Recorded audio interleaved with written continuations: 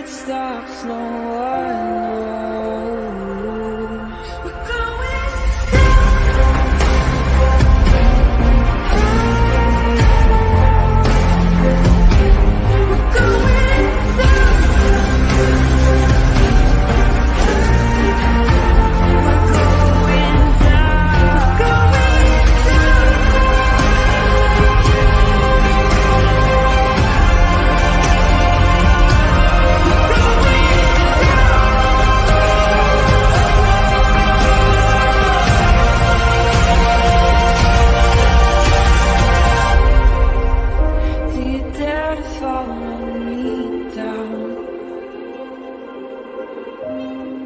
head into the unknown. Na, na, na, na, na, na.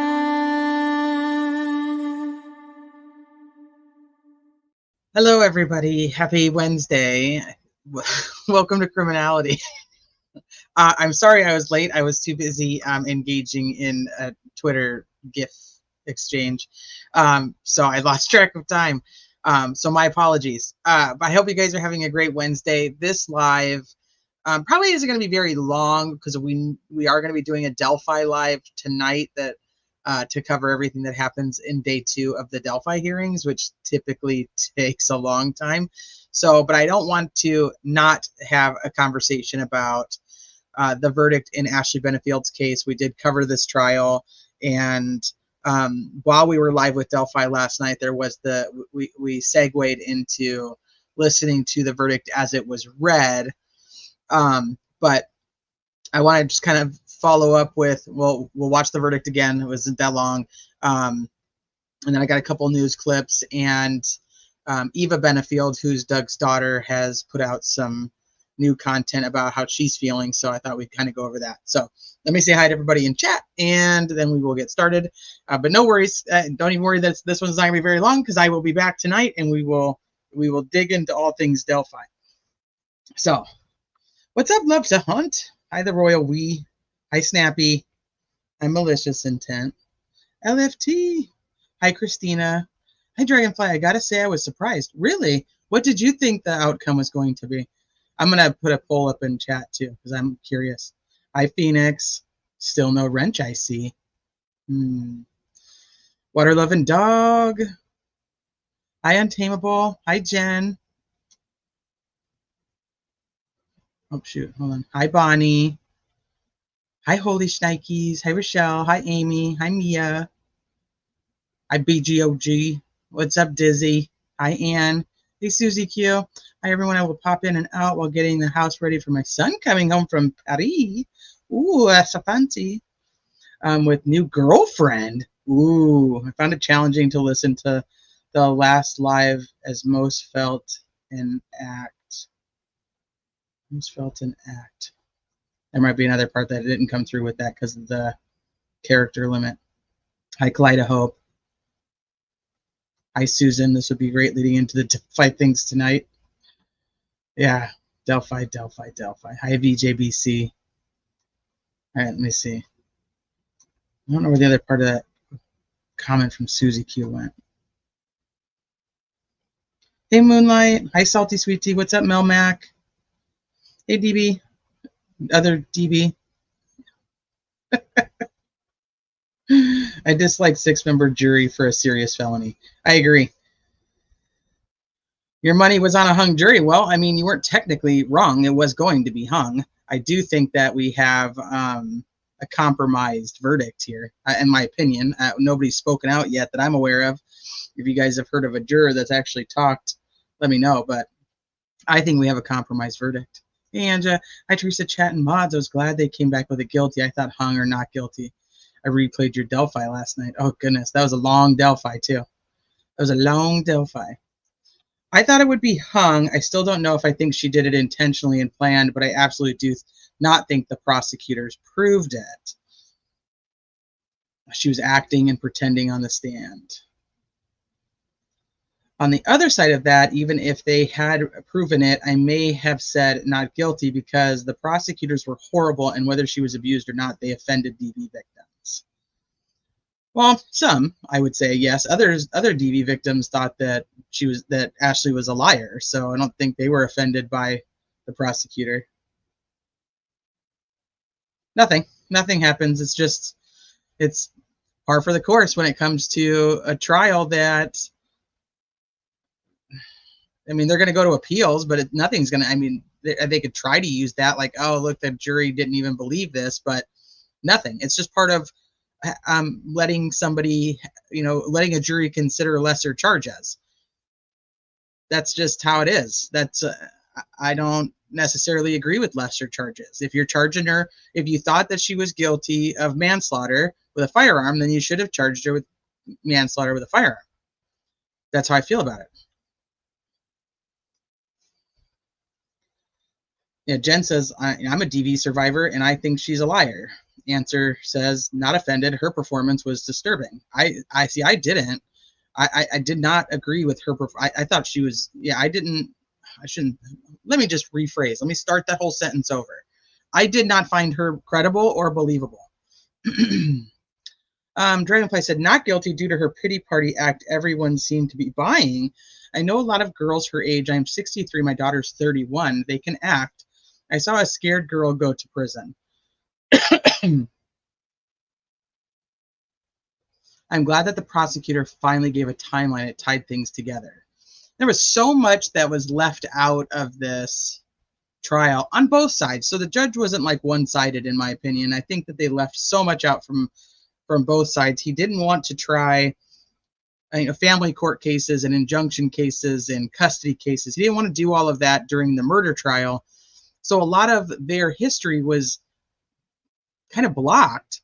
But I really thought that the prosecution could have done so much more than they did, like to actually prove their second degree. I'm of the belief that the whole thing was premeditated, but obviously they didn't feel they had the evidence to support that. So they charged second degree. They should have had the evidence to support that. That's where I'm at with it. Hi, Salty C. Good to see you, honey. Jeannie said, I saw many people in chats change for, I think that got cut off too. Snappy, you cried when the prosecution made her reenact it? See, that makes me feel bad for you guys. Like, I don't feel bad for her at all, but I do feel bad for you guys. Some of this, because this was a very, there was two sides. It was either people believed that she was a victim and she was defending herself, and then others believe that she's just a lying, manipulative woman. But the ones who believed that she was a DV victim who was defending herself, there's like an emotional tie to that, and I feel really bad because there was people in the criminality chat that were like, I can't sleep. Like, this is like, they were upset, and I'm like, that makes me actually feel bad. Like, I don't feel bad for her at all. I felt bad for you guys. I was like, man, I brought this case to you guys. What Salty C? Oh my goodness. You know what, Delana, I don't know, I gotta get a hold of Delana because I saw that she actually had a 21-month one too the other day, and I was like, dang girl, but I missed saying something to her. But 2 years, Salty C? That means I have to come up with a new member emoji, because 24 months I think is the one that I don't actually have set up. You know, the one that tells you, like, you can tell the difference on how long you've been a member. 24 months. I love you. Like, thank you. You've always just been so supportive of me and everything I've ever done. And just thank you. There's not enough words to say thank you. You've always just been so amazing to me.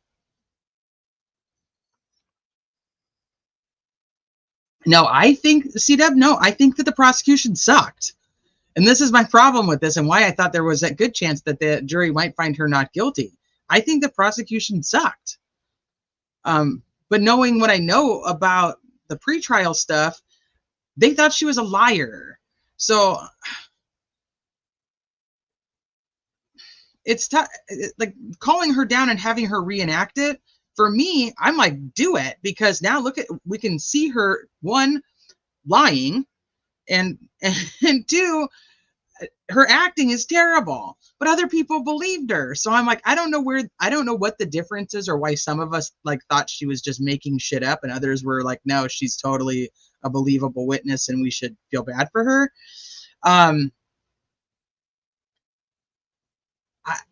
I don't know. She just was so fake to me. So fake to me. So she says like she doesn't know the fighting stance that Doug took because she's not a fighter. Well, whether you fight or not, you know what you saw, right? Like, you know that you saw how he stood. She's like, I don't know because I'm not a fighter. Well, yeah, you don't know because you don't know how to pretend because you're not a fighter. Like, that's where I stood with it. Otherwise, even if somebody fucking twirls around and does some weird dance that I don't know what the dance is because I'm not a dancer, I can still tell you that they did this in their dance. You know what I mean? Like, so that bothered me. The other part that really bothered me, in both reenactments from the defense and the prosecutor, she pointed the gun down. She pointed it at the ground like she was shooting him when he was on the ground. Like, that was her subconscious pointing the gun down, showing exactly how she shot. And that was a problem for me because I'm like, why are you shooting this man on the ground? So I know that people were like, the prosecution was really hard on her, but it made me see things. I was like, how do you not know how he was standing because you're not a fighter? This doesn't have anything to do with you. Like, you know how he was standing. And she's like, I took a dump, and she's always jumping around and waving his hands. Then that's not how many fighters do you see doing that? They don't do that. So that has nothing to do with being a fighter. You just say, hey. Yeah. Yeah, I don't know. And I get it. And please don't take offense. I love you guys. And I'm, like I said, I don't feel bad for her. I feel bad for you guys. And I feel bad for her daughter. That's the extent of my pity, because that daughter, the 6-year-old Emerson, is.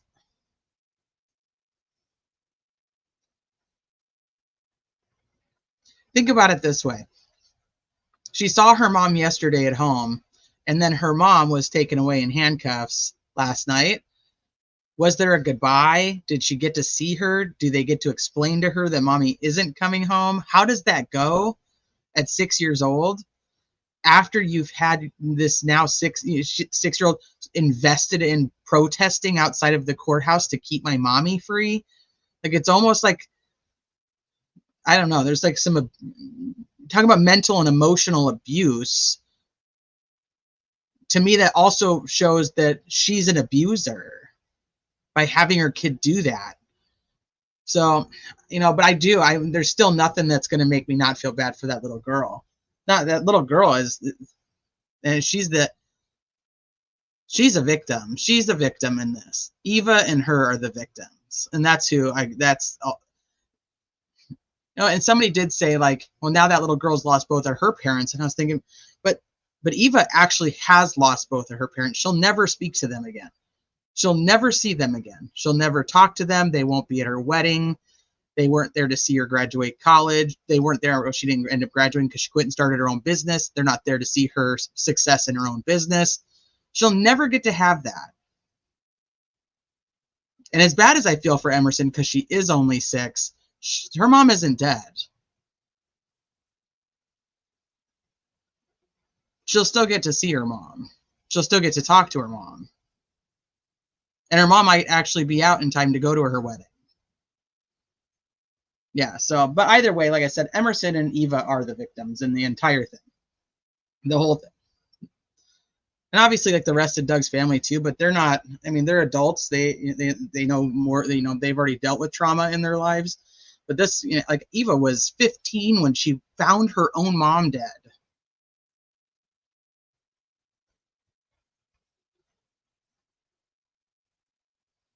Emerson was not protesting at the court. What are you talking about? It was outside the courthouse.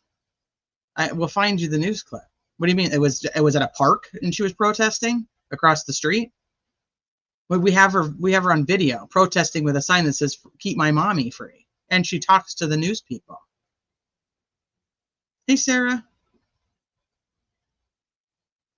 Hey, Post Punk Mama. Hey, all, I'm late, but I brought birthday cake. Is it your birthday? Whose birthday is it? She was absolutely protesting. Yeah, I don't know. I mean, unless was she protesting like across the street? That's what I'm not kind of confused on that. She absolutely was protesting. You can stick her on the roof and it's still a protest with her having to say something about keeping her own mommy free. When she shouldn't be. She should be playing at the park and having a good time and being a 6-year-old. But like I said, to me, that's emotional and mental abuse to a child. Yeah, she didn't know whether he hit her with an open or closed hand. You would know that if you were afraid for your life. Well, especially if that's what caused you to be afraid. Like that's what really says that threw her over the edge. And I don't know if she would know, but I would think she would. S. Stillman says, I believed her. I think she's just a very stoic, reserved person. Oh, interesting. I don't see it.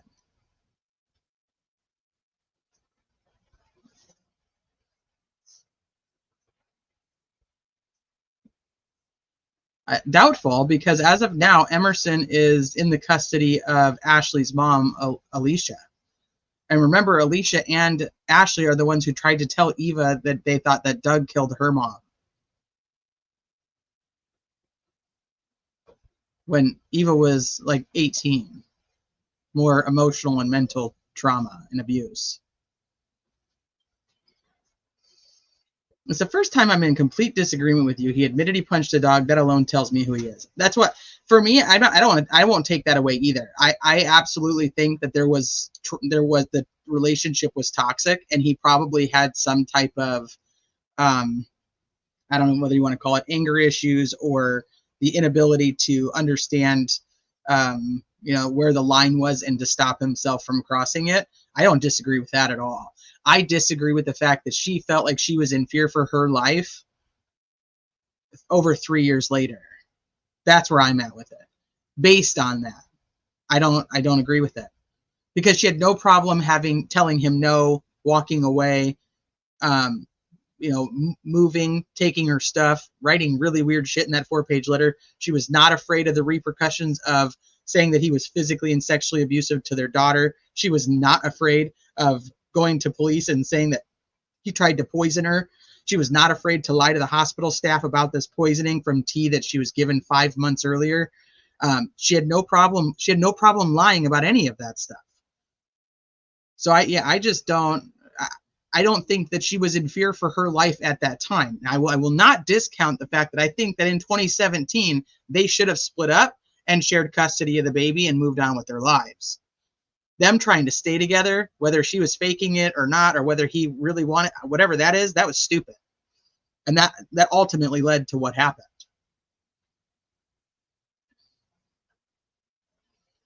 Hi, Cold Truth. Good to see you. I watched this whole trial because I had no prior knowledge of the case. I didn't feel like the state proved her guilt on the murder or manslaughter charges. So this is, and I'm not in disagreement with you. I really thought the prosecution kind of sucked, but there's a weird thing when it comes to this type of case because it's an affirmative defense. She's saying that she did it. So there's not a question whether she shot him or not. Like, it's already there that she did it. So now it's like, what was her intent behind it? Did she plan it? Did she, they have to be able to prove all those elements. And they charged her with second degree. And like I said, I'm not a big fan of the lesser charges. I think the prosecutor should have had to have brought enough evidence to prove second degree and walk away. And that's it. If you want to charge her with not involuntary, with manslaughter, then you should have charged her with manslaughter. But I'm still of the opinion that she did it. So with the affirmative defense, though, so the defense doesn't necessarily have to prove it was self-defense. The prosecution has to prove that it wasn't self-defense. Does that make sense? So everything's kind of running together. But as a juror, they're going to be like, okay, we don't believe her, and they didn't do a very good job, which why I think we have a hung jury, and then I think we end up with a compromised verdict. That's what my opinion is. I have no proof of that. But it's kind of a weird thing because like she did it.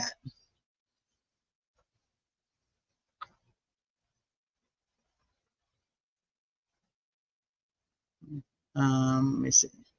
I have felt very conflicted about this case the whole time. Part of me believes she was in fear for her life, and I do believe he was abusive, but I don't believe lethal force was necessary at all.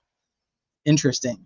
Yeah, I see. That's where I don't believe she was in fear for her life. I think that she was in fear of him being involved in her daughter's life at any point.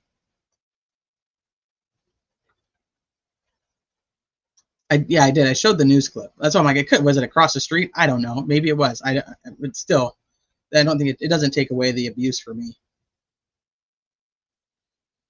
She shot him 9 times. 9 times is a lot. She shot him 4 times, or I should say, she shot at him 4 times.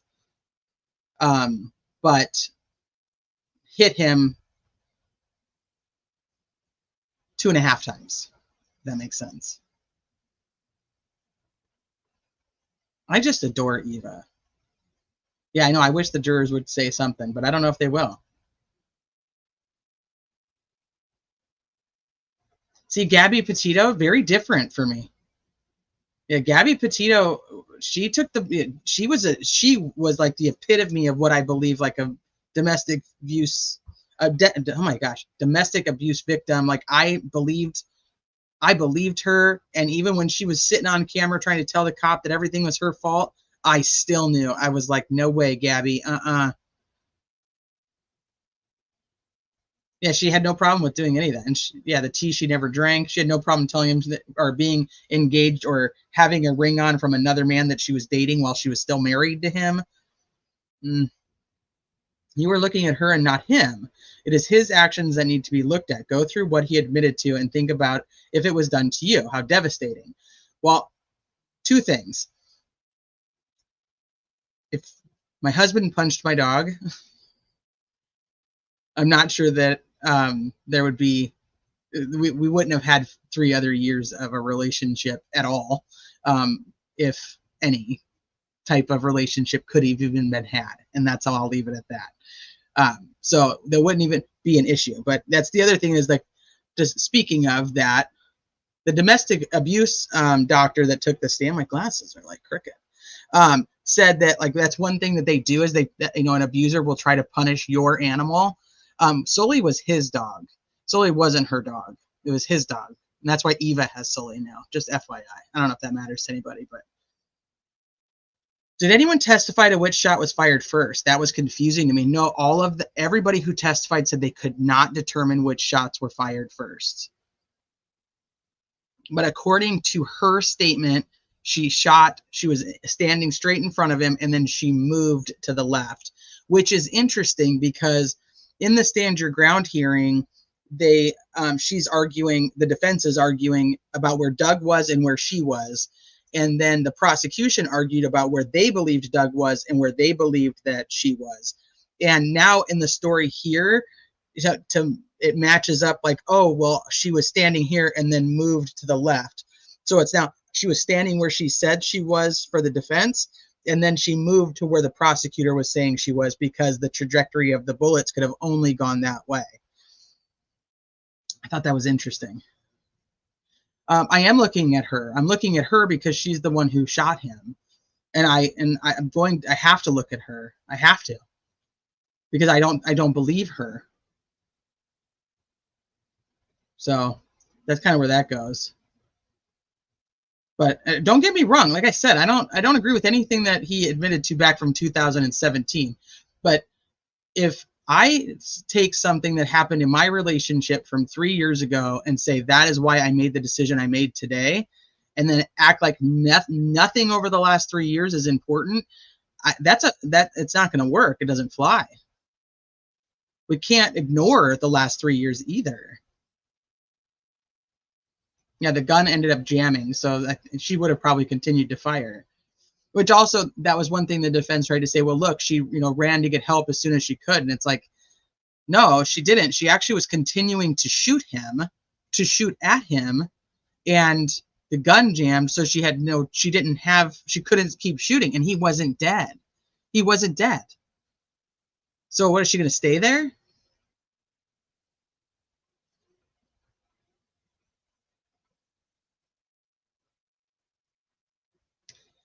You can be away from somebody and stay afraid of them and have a moment like she described, and past stuff makes you still be afraid. Yeah, I can't disagree with you. I just don't. For me, I would not. I would not. I don't see it, but I can't. For you, maybe it is like that's a difference in how we see things. For me, she didn't stay away from him. She purposely was staying with him. She was purposely going on Emerson's visitations with him. They were spending time at the beach. They were going to parties together. The whole I only went because of Emerson thing doesn't work, because there's photos of them at banquets and things like that where there is no Emerson. Like, they were back together. So I don't know. I can only tell you that I don't believe her. I don't know. I can try to tell you, I can try to explain how I feel, but I just don't. I don't believe her. I think she's a liar.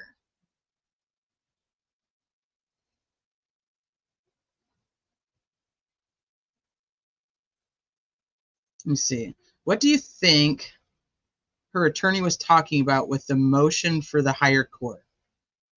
Which one? Because they tried to file an appeal on like silly stuff right before, and then they asked for a continuance. Or are we talking about like just their regular appellate that he's going to appeal, and he thinks he has reasonable grounds for an appeal? And I mean, it's a conviction. They always appeal. Now, is there reasonable grounds? That's, I think, if he can find something legal in there, then by all means, that's what it comes down to when it comes to the appellate stuff, is judicial error. That's really what's the most important. So, and I couldn't tell you all the ins and outs of that. It's too legalese for me. He shot the ceiling and threw a gun at her, admitted it was to get her to stop talking. Yeah, because he told her that he was stressed out and didn't want to listen to her talk anymore, and she kept talking. I get that. He didn't hit her. He didn't beat her. He didn't throw her down the stairs. He didn't do anything to her. He threw something at the wall. She says he threw it at her, but in his statement, he says he threw it at the wall. And then he shot the gun into the ceiling. Didn't shoot her. Are those things scary and traumatic? Probably. Once again, it's from 2017, though. If that stuff was happening and there was any form of cycle from 2017 to 2020, I may have a difference of opinion, but there's nothing. There's nothing. Except for her unsubstantiated weird claims of the poisoning, which we know isn't true, it was proven in court to not be true, and then her trying to say that Emerson was physically and sexually abused, which was proven in court to not be true. I don't know. Hi, Sleuthy. DA and DV manifest differently in every situation. I think that's why some of us believe her and some don't, based on our own relatability. True. Doug would have agreed that admit to whatever she wanted him to ensure his contact with his child, just like Gabby did. Doug was the victim. That's where I stand with it. I believe that Doug was a victim of her mental and emotional abuse. But then we also have the fact that he filed for divorce. She had filed, taken it back when they got back together, and then he filed for divorce. She was the one asking him to not go through with the divorce, not the other way around.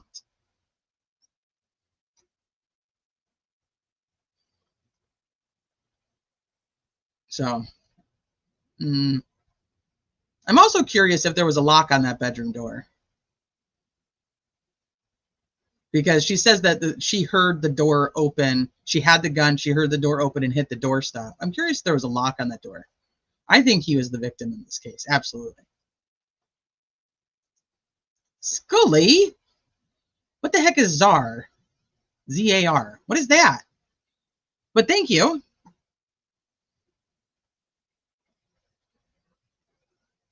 Yeah, morality versus legality. It's kind of, sometimes that sucks. Because we're like, no, hell no. And we want to, and that's, I try to tell people too. It's like, there are people who come to YouTube to only talk about the legal side. We have like a whole like law tube thing going on now in true crime. And then we have the people who come and they're victims advocates. and they really fight for the victims and, you know, victims' families, and that's what they're putting out, is anything to do with the advocacy of victims' families. For me, it's like I don't know, I fall somewhere kind of in the middle of that. But thank you for that.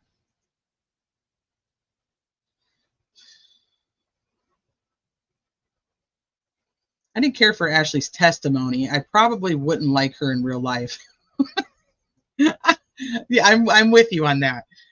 Made my not guilty a bit difficult. See, the only reason I really thought that they would go not guilty is because I thought the prosecution sucked. I did not think that they were able to deliver on their promise to the jury. So, but not because they were wrong. I think that they just didn't do a good job.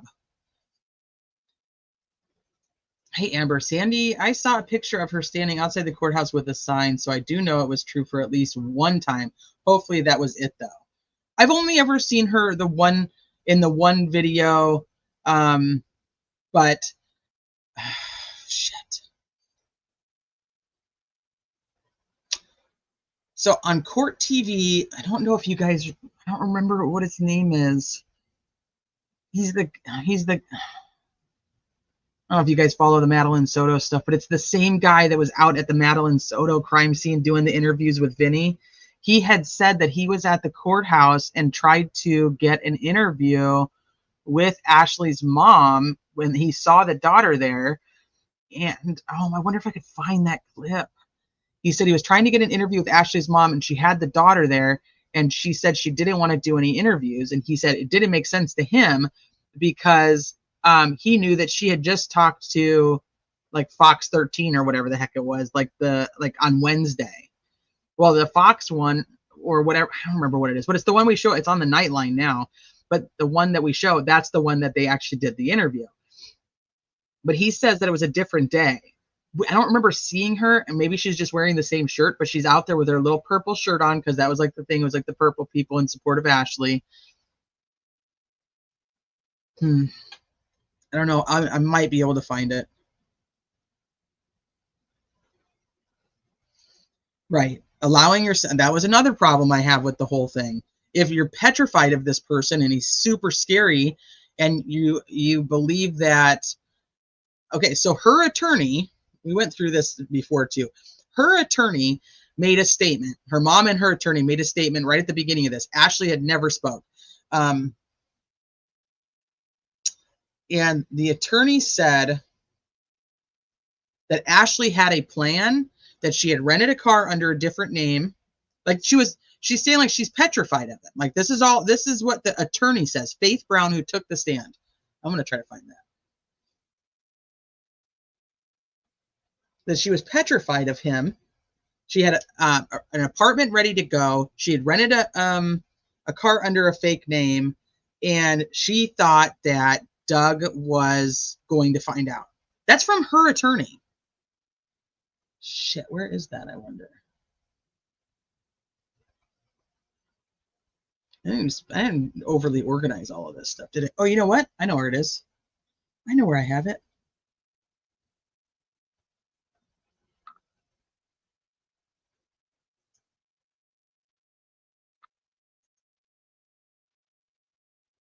So I can read it to you guys verbatim.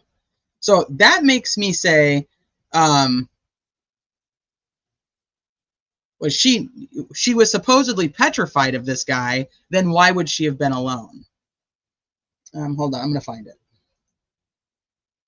because I think I have it in the presentation. What's up, DB?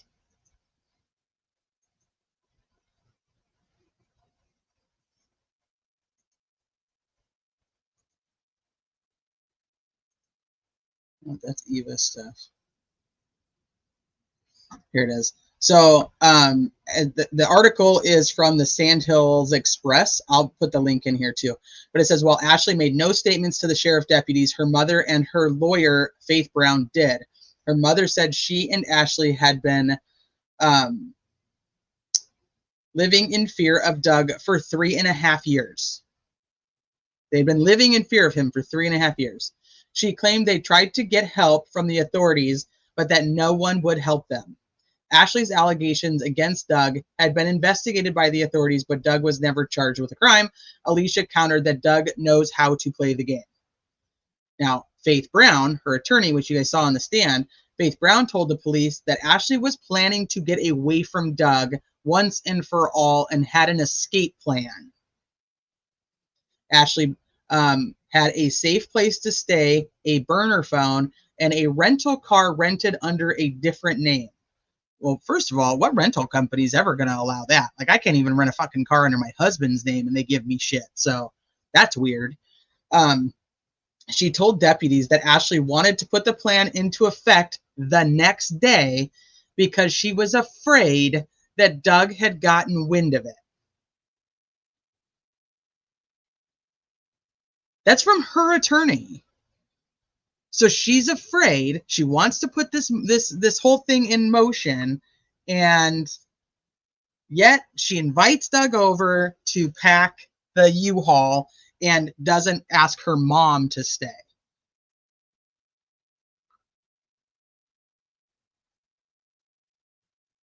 Yeah, and once again, we're talking about self-defense. That's one of the things, like, the defense never showed any of this. Why didn't they show that she was petrified and that she had rented a car under a different name and she was going to go into hiding and all of this stuff until the injunction could be filed? I just don't believe her. And you don't need an escape plan for somebody who's dead. But they never proved that she even had any of this stuff. 35 years later, and I would never be in the position of being alone with my first husband. Not if you had a choice, I would think. Like, her mom just went to the park. Why would her mom go to the park? It's like, no, stay. I can't. I don't know how to get him to not show up here. He's coming regardless. Like, don't leave me alone with him. I'm petrified. We've been terrified of him for 3.5 years. I don't think anyone would understand unless you've been in it. Well, that's a struggle, though, because people who have been in it also don't believe her. All situations are different. You're right. In my DV situation, the state charged him with assault and put a PO against him. I was very injured. That's so fucking sad. I still tried being with him after that. Love and fear get hard to separate. So let me ask you, Amber, did you spend the next 3.5 years living in a different house and dating him? Or did you, like, move back together? Like, and you don't have to answer that. That's obviously a very private thing. I'm questioning, like, was it similar in this situation that she had no fear of him literally giving up his apartment to move in with her at her mom's house and pulling up to the house with all of his stuff and her just not answering the phone? She just stopped answering the phone. Like, sorry, I don't know what to tell you. Where he had nowhere to go. He had nowhere to live.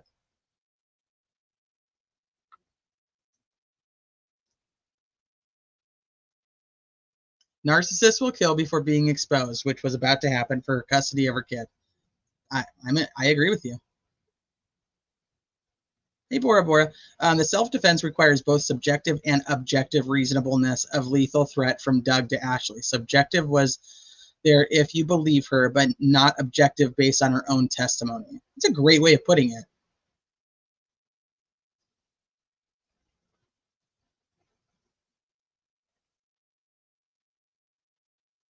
Many do not know the law and think that any DV or BSS experience justifies homicide. That is not true. It still requires 4 elements of self-defense. Probably a friend or her mom rented a car for her in their name. Well, that's what I'm saying. Like, my husband can't even rent a car for me. They don't let me. They won't let you. Cody Thomas, LFT. Yes. Cody. I know his name is definitely Cody. I don't know if that's his last name, but that is him. Yes. I know. That's where I agree with you, Bora Bora. Like, I thought they were both terrible. I was like, this is, and I don't, like I said when we were talking about it too, is I don't know if it was just because we just came off the Karen Reed case and like the attorneys there were so, with Alan Jackson and Yannetti, just so much better that we were like, what is happening here? Like, I was even, I should probably not even say it out loud because it'll get clipped, but I mean, I was even like, I'd rather fucking listen to Lolly than this defense attorney. Like, that's how bad it got. So if I couldn't listen to him on 2 times speed, I just couldn't handle it. And Molly, I had to do 2 times speed too, but this guy was like so slow. I felt like he was like the sloth in, what's that movie? That animated movie. You know what I'm talking about? It's so bad. All right, let's go down here. Did they prove that he was getting a house behind him? Behind them. So what happened was, during part of these back and forths, when right before she was due to give birth, and he was writing her these letters, or he was going to the attorney to have the attorney write those letters to see, you know, if they could just like start working things out. He wanted to be there for the birth of his daughter, so on and so forth. Where she ends up going into the hospital and saying, "I've been poisoned. You need to get the baby out." He had talked to a real estate agent, and the house behind them was for sale. And the real estate agent was like, "Hey, this is like less money." I don't know. I'm almost positive that was it. And Doug said he really just wanted to rent. He didn't want to buy something, probably because he thought that him and Ashley were going to get back together, but whatever. But he needed to talk to Ashley first. We never heard anything about how that conversation went, if there was ever a conversation with Ashley. Ultimately, we know that he never rented or bought that house that was behind them. So, I mean, people want to say like, well, he was trying to move in by her. Well, he could have moved in by her. He could have found another house in there when it was more than 100 feet away. Plus, it was going to be expiring like May 3rd. So even if he was trying to buy a house in March, I don't know if any of you guys have ever bought a house, but you're not typically moving in March also. You know what I mean? He did a lot of like government contracts. He was very big into like tech, and apparently a very intelligent guy. He also had a lot of business ventures where he had what do they call that? I can't think of what it's called, but where they, like, you know, a group of investors go in and buy different businesses, like a venture. I can't think of the right terminology. I'm going to put my Sarah Boone limerick in the next message. Okay, do it. Also, how could AB run through the house into a bedroom, grab a gun, and point without DB catching up to her? He caught her when she tried to get out the door. Right. That's a good point, too. No, not the Ice Age one. The one with they go to town. Zootopia. That one. Yeah. That sloth. That's who he is.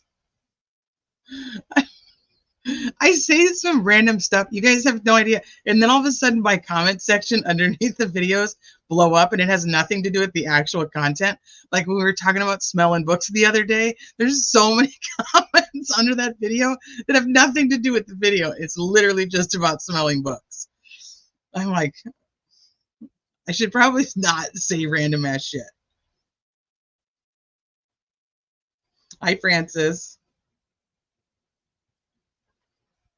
And I'm like, is that defense attorney? That guy's had to have been an attorney for a very long time. Why is the judge having to tell him how he's allowed to get evidence into, or get items into evidence? Like, I don't understand that. The guy doesn't know how to do that.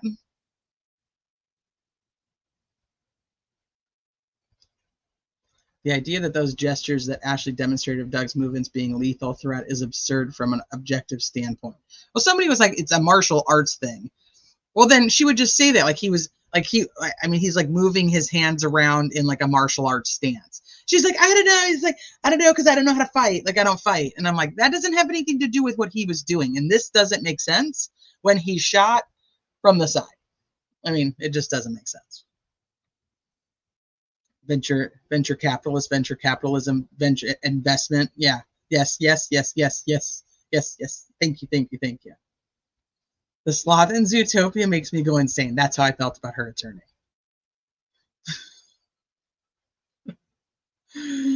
Did you really, True Crime Fangirl? Did you like take out a book just to smell it? They don't all smell the same. Like, you have to smell it, and that's how you know if it's going to be a good book. Because if it just smells like weird paper, then it doesn't count. It has to smell like a good book, and then you know, all right, I can read this one. But it was very interesting to find out how many of you guys are actually book sniffers too. I was like, see, not alone. I'm not alone in this. What is your opinion or guess on what her sentence will be? Well, my personal opinion is I don't think the judge believed her. I don't think the judge believed her from the get-go. I don't think he ever thought that there was enough evidence. During the stand your ground hearing, he was like, yeah, no, the state has done a fine job of showing that this is not a stand your ground case and that we're going to continue. So I think you have that. And then, but what they have to do now is the investigators have to go and pull this. I don't know. I'd have to pull up what all the information is on what they have to look into of Ashley before that he has to take into consideration. So it can be up to 30 years, the minimum being 11 and a half, unless there's some special circumstance. And then you can put her on probation. I don't know. I think it should be at least 20. So she's 32. Like, think of it this way. If she got 20 years in, she's 32, she'd get out, she'd obviously get out earlier, but let's say she'd be sentenced till she was 52. Doug was 54 when he met her.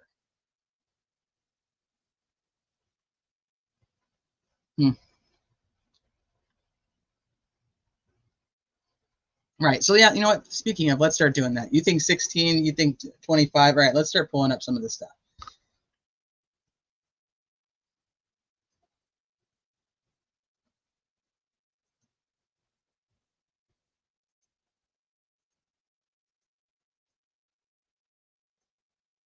All right.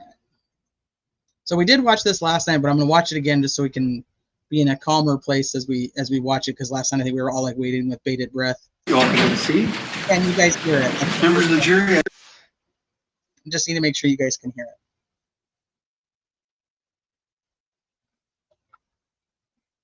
"22 is actually an interesting one.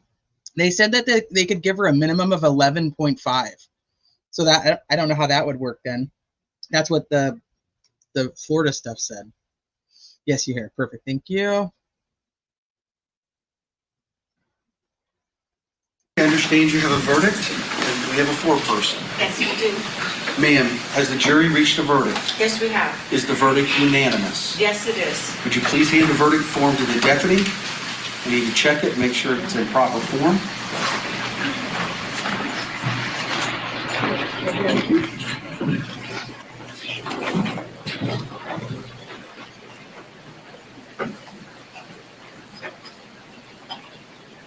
All right, the verdict appears to be in proper form. Madam Clerk. Well, quietly concerned, you get Baez that practiced in Florida. He's out of Colorado now, but I mean, in that case out of Florida took off. That's where his career began. That's how he makes the money he does now. Would you please publish the verdict?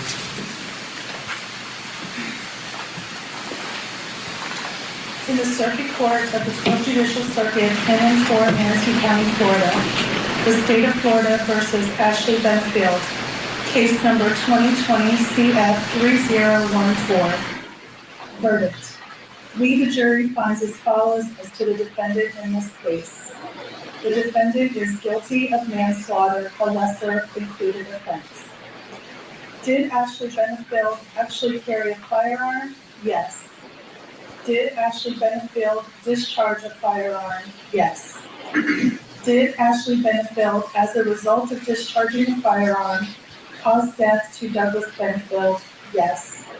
So say we all this 30th day of July, 2024, at Bradenton, Manatee County, Florida. Cheryl Forterson. She just looks disgusted.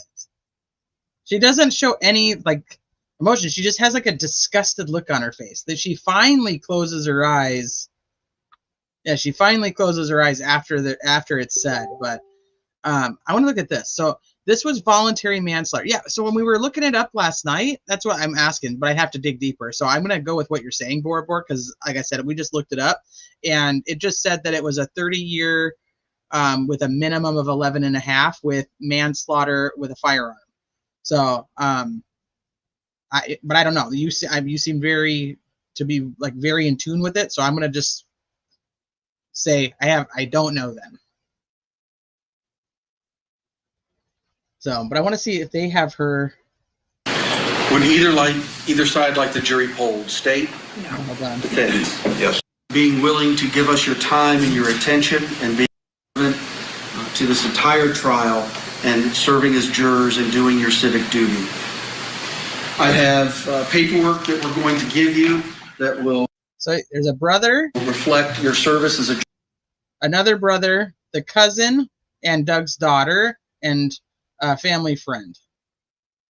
Could be a cousin. I'm not actually sure, but they don't refer to her as family in the videos. So, but then the camera zooms in on Eva, and this is Eva. juror.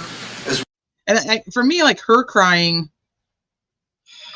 I was just like, that broke me a little bit, because I'm like, I've watched all of her stuff on TikTok and everything else, and she tries to be very hard, and I'm good and I can deal with this, and I've dealt with all of this my whole life, and there are some really mean comments about Eva, and I'm like, she lost her mom and her dad when she was in one of the most crucial times of her life. Like, I don't know. I'm like, I don't know why anybody would be mean to Eva. Like, she just wanted justice for her dad. Did you see her in that t-shirt, T? What t-shirt? Oh, the one where it's got Ashley's mugshot on it? Yeah, I did. But I don't know. This actually made me really sad. As well as a piece of paper from the clerk's office documenting that each of you has been here for these number of days if you need it for work purposes. If you need some sort of other paperwork for work or anything like that, contact my judicial assistant and we'll be able to get that for you. I also want to advise you of some very special privileges that all jurors enjoy. No juror can ever be required to talk about the discussions that occurred in the jury room except by court order. For many centuries, our society has relied upon juries for consideration of difficult cases. We have recognized for hundreds of years that a jury's deliberations, discussions, and votes should remain their private affair as long as they wish it. Therefore, the law gives you a unique privilege not to speak about the jury's work. Although you are at liberty to speak with anyone about your deliberations, you are also at liberty to refuse to speak with anyone.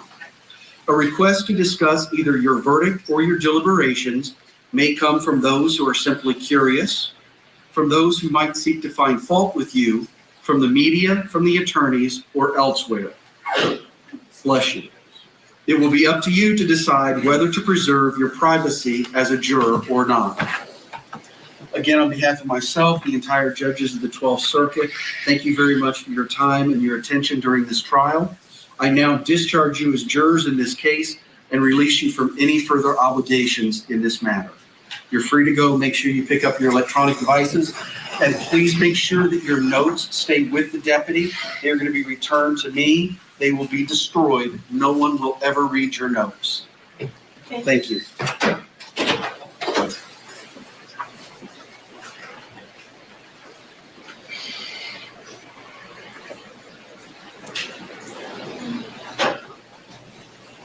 All right, Okay. you all can have a seat. Hold on. I didn't know. I had not seen that one, Sleuthy. So let me pull that up really quick.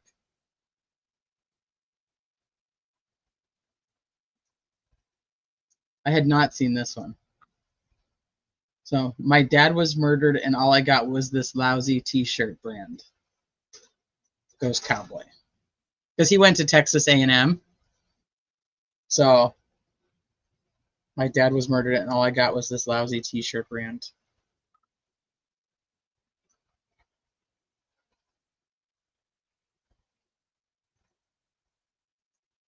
All right, hold on. Let me go back. I want to play this.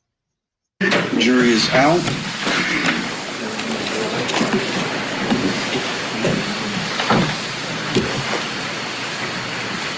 State. Judge, I would ask you to remand the defendant at this point. I believe she has a right to a PSI for sentencing, so I'm not sure if she would waive that or proceed with that. to PSI? I think we'd prefer to have the PSI. I'll sign an order tonight for that. It's a late in the evening. My judicial assistant will reach out to both of you tomorrow to begin coordinating a hearing, sentencing hearing. You could let her know how much time you need. Right now, the pre-sentence investigations are running a month to 6 weeks, so it'll certainly, the time for sentencing will be outside of that, but then you can let me know how much time you'll need. She's still not showing any emotion. She's just started writing. Let me direct myself, Your Honor, to post-trial release if I can. Yes, sir. Under Youngston, I know that Younghans, rather, I know that the court is familiar with the standard. They stated in no uncertain terms, but if taken in... I hope that that's not true, because for me, it's not you don't just get to report and just say, like, this is what happened and everybody should just absolutely believe you either. Because of people like her, it becomes a problem that she lies. I don't know. And maybe that's what you mean, Carrie. I don't know, because I think she did a detriment to actual DV victims. She might be writing a note to her mom and daughter. Good faith on grounds not frivolous but fairly debatable in view of the decisions of the Supreme Court, then the petitioner should be admitted to bail. And they set out for the trial court 3 factors. The first, with respect to the appeal not being frivolous, I think by the court's own acknowledgement at 2 different points in the trial, the court noted that we were dealing with novel issues that the court had not seen before. I think we certainly... What I'm wondering, maybe Carrie means it's a sad day because of people that lie, people who go forward and lie. It becomes a sad day for DV victims because they feel like nobody's going to believe them. Or is it where this woman's a DV victim and people don't believe her? Because it's very different, because I'm telling you that Gabby Petito, there's no doubt in my mind that she lived through a majorly abusive relationship, and I wish she had come forward. So maybe that's where I'm at with it. Hi, Dan. She points at the paper to her attorney before she's taken away and says something to him about it, probably a note to mom and daughter, and he's going to give it to them. See, that's heartbreaking to me. It's her daughter.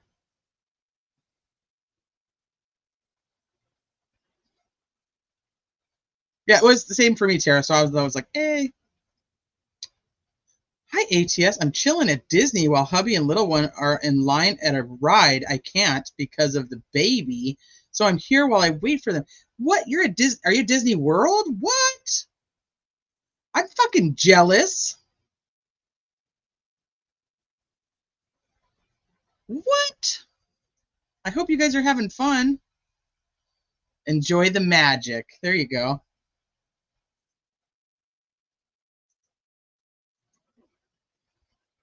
Have good and sufficient grounds to appeal in good faith.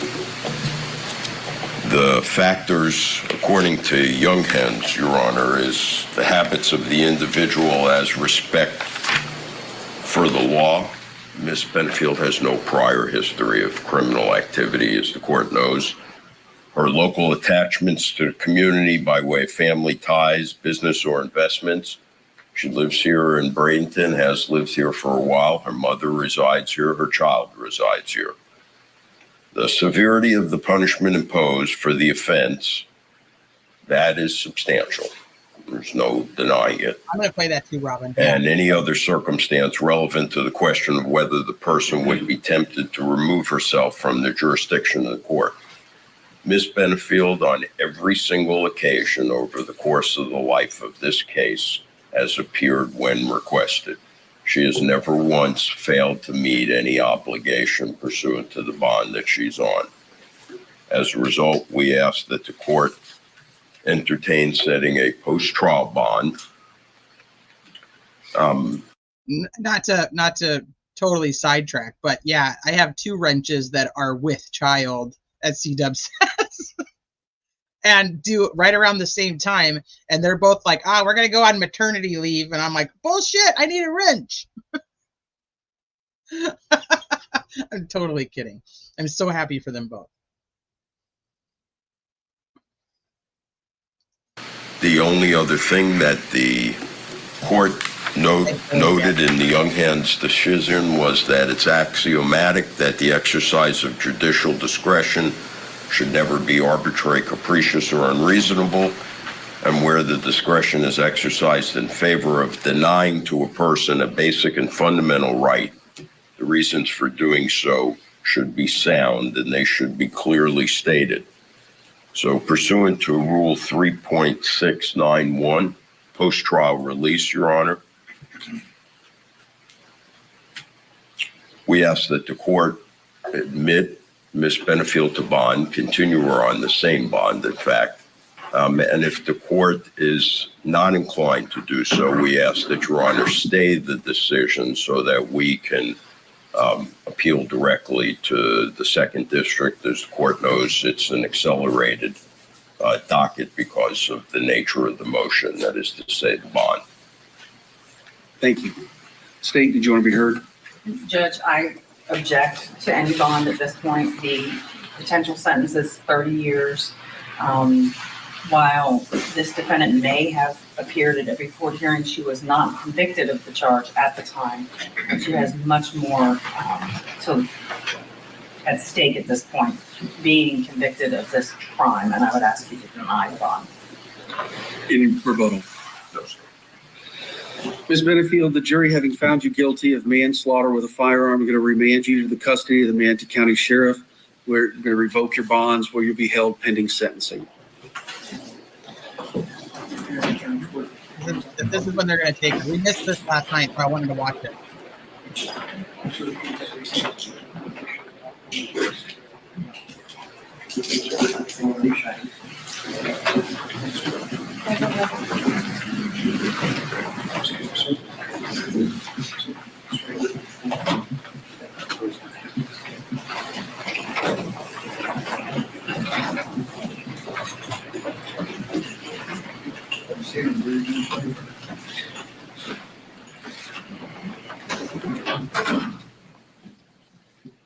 Ashley Benefield in custody, now a convicted killer.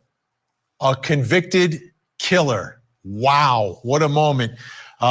Inside the courtroom, the family of Doug Benefield obviously getting some sense of justice tonight. She's been found guilty of manslaughter. Up to 30 years is, in fact, the potential sentence. We only have a couple minutes left here. We're short on time. Rick King, your reaction. I think it was coming. I saw that the Mr. Taylor, I think the defense lawyer, he talked about it in his closing. He said, "Hey, you're going to be worried about giving a compromised verdict." He said she deserves more than that. She's either guilty of second degree or she's not guilty. And I think what they ended up with was a compromised verdict. Philip Dubé, your reaction. Well, unfortunately, it's a mandatory minimum of 11 and a half years. So the judge cannot go below that, I don't believe. What I do find to be sort of a wacky, inconsistent outcome is that the jury apparently did not buy self-defense. The self-defense would attach to the manslaughter just as it would to the murder. So I'm kind of at my wit's end here to try to figure out under which theory they found her culpable of the manslaughter. They had to find, obviously, that there was some type of sudden quarrel or heat of passion. But under the law, I believe it's deemed to be an unintentional homicide if it falls under the voluntary manslaughter umbrella. But because it was committed with the firearm, the greater time attaches to it. Yep. So for now, 30 looks like years. she's gonna Potential of 30 years. Big thank you. You guys really stepping up as you always do.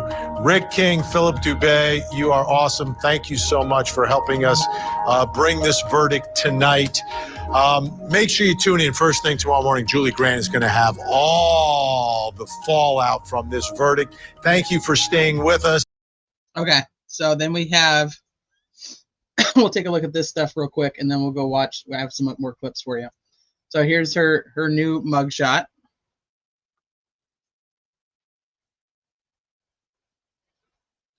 And then we have the verdict slip, where we, the jury, find as follows: as to the defendant in this case, the defendant is guilty of manslaughter, a lesser included offense.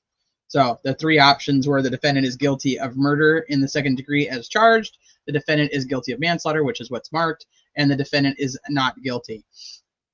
So did Ashley Benefield carry a firearm? Yes, she did. Did Ashley Benefield discharge a firearm? Yes, she did. Did Ashley Benefield, as a result of discharging the firearm, cause the death to Douglas Benefield? Yes, she did.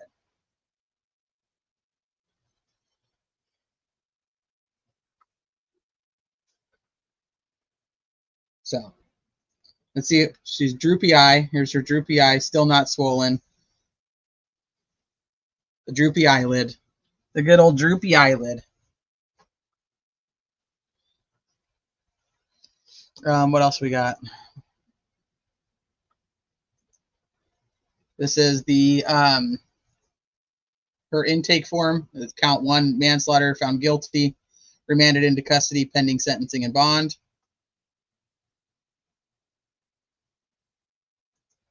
So, all right, now let me pull up the next clip. Let's get rid of those.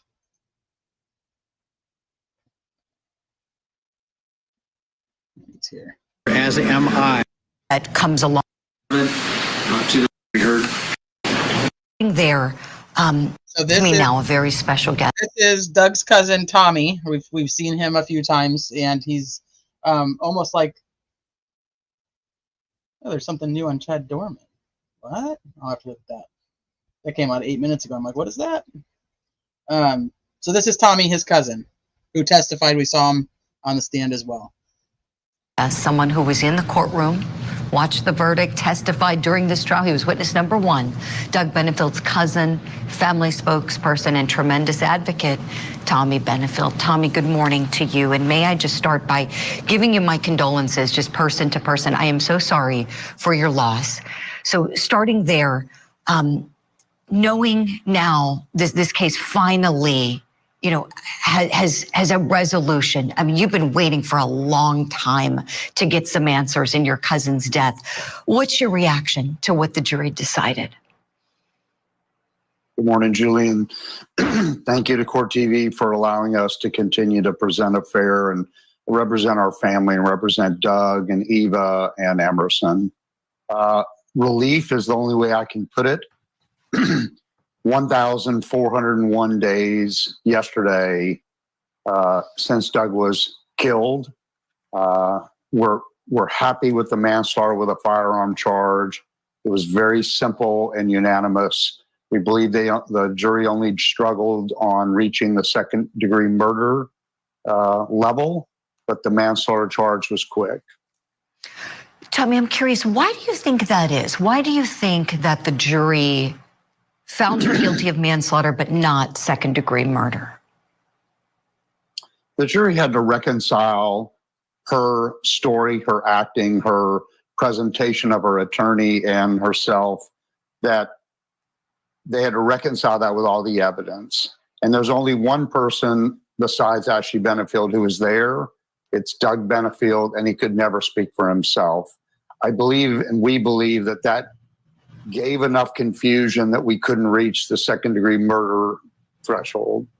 Mm-hmm. You think it was her testimony that kind of tipped the scales, so to speak, and perhaps maybe swayed the jury, which would make sense. I mean, legally, when we think of manslaughter crimes, we think of heat of passion crimes, right? Maybe there was something that got somebody worked up, and there isn't that depraved mind that comes along with second degree, the lack of any regard for human life. I mean, as a lawyer and a former prosecutor, I think it was charged properly. I do, so let me be clear. But I guess I can see where the jury found less moral culpability with the manslaughter, perhaps for the reason you stated, because of what she demonstrated in the courtroom.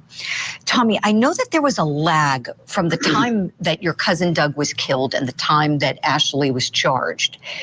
At any point before she was charged, did she ever reach out to you and give any kind of apologize, or to Eva or anyone in the family about what happened, or try to offer any explanation as to why this occurred? Not only did she not reach out to Eva or the family, what you saw when the jury verdict was read by the clerk, you never saw any emotion out of her face, even though she's facing 30 years as a maximum in this. She's never reached out.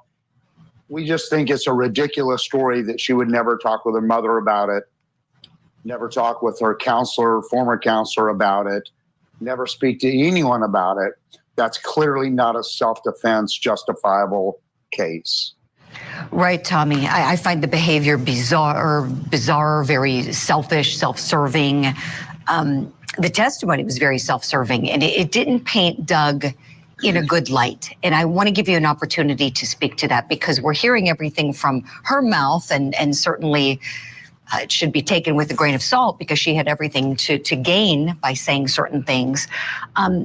Would you kind of shed some light on who Doug is, and any explanations you may have for some of the bad behavior that was even acknowledged by his daughter, Eva?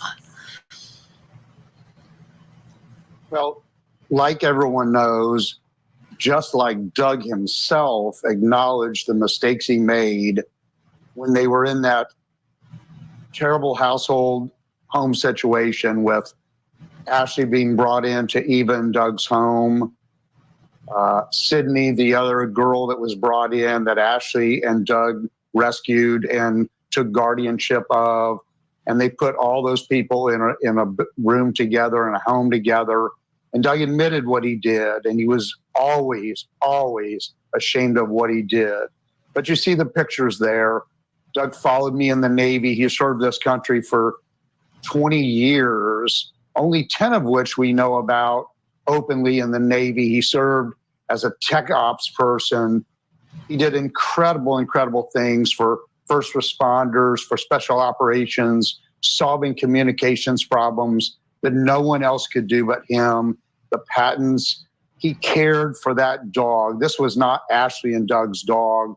That dog, Sully, was amazing. You see the picture of Sully right by his side. He admitted the one time, and he admitted what happened that day. But for 3 years and 9 days after that, people can change. Even the expert witnesses they brought on are in the business of helping people change from things that have happened. You see Doug's picture with Emerson in the back seat. In Doug's computer, which I have at home, 40,000 photographs, 10,000 of which are he and Emerson and Ashley all together. He never gave up on Ashley. He believed it was his mission to help her recover. He had recovered through his traumas in his relationship with Renee, Eva's mother. This is a man that was kind and caring, not outgoing at all. He would never be the center of attention in any room, in any business meeting. He was never the center of attention in the ballet that he founded for Ashley, that he put all his future income into that ballet.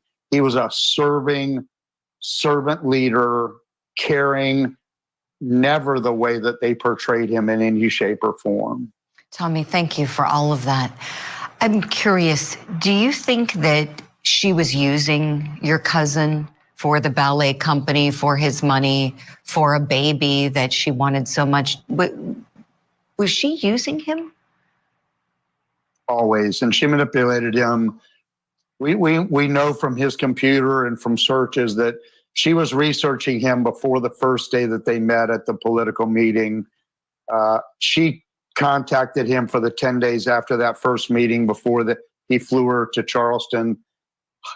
I don't know, 1,000 messages on WhatsApp between the two of them, because Doug was in Israel solving technical issues for communications for our first responders, our special operators.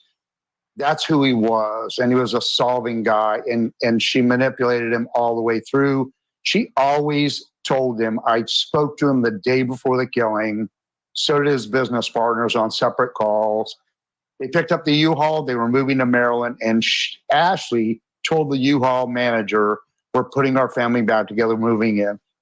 He always believed there was hope for reconciling, and you heard from every witness that she hid that from him intentionally. Tommy, this is really, really illuminating what you're sharing there, that she had her eyes on him before he even knew who she was. She had set her sights on your cousin, Doug. Tommy, before we let you go, we're just about out of time, but briefly, what are you hoping for once the sentencing date is set? What is your hope for what's next for Ashley? Well, the fortunate thing is it's manslaughter in the first degree with a firearm. I mean, we're very, very knowledgeable about this. We spent a lot of time with the prosecutors. We, of course, met with the prosecutors last night and just thanked them. Eva just thanked them for justice for her father. 30 years is the maximum.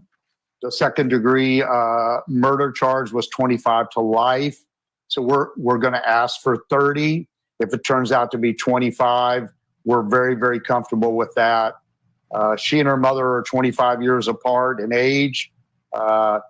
That's a long time. Her choices, if it is, let's say 25 years, her daughter Emerson's going to be 31 years old when she comes out, basically almost the same age as Ashley now.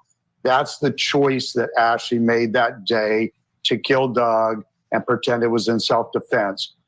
She cost Eva, she cost our family, she cost her own daughter with Doug a life with both parents, and it didn't have to be that way.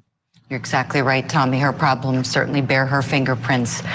Again, we're so sorry for the loss of your cousin, Doug, and you're doing a beautiful job keeping his memory alive and alive in the right way with all the beautiful things that you shared with us. Thank you so much. Tommy Benefield, please come back again soon. Julie. Okay, take good care. And we're going to... So just to go over a couple comments in the chat. It was his dog, but he admits to hitting the dog, and I'll still stick with I have two dogs, my husband has one. If he hit his own dog, we're still gonna have the same problem. But I don't know. She didn't report any of that until 2018. So that was what she started coming up with later as her reasoning for wanting to stay away from him. Like I said, it doesn't take away from what he did. I still have an issue with what he did, so I don't want anybody to walk away thinking like I think that Doug's like didn't fuck up. I absolutely think he did. Okay, so I want to, and then about Tommy, he does say when he's interviewed that the wrong Benefield comment was about a personality / something or other difference between what she was saying beforehand, but it didn't really make a lot of sense because it was hold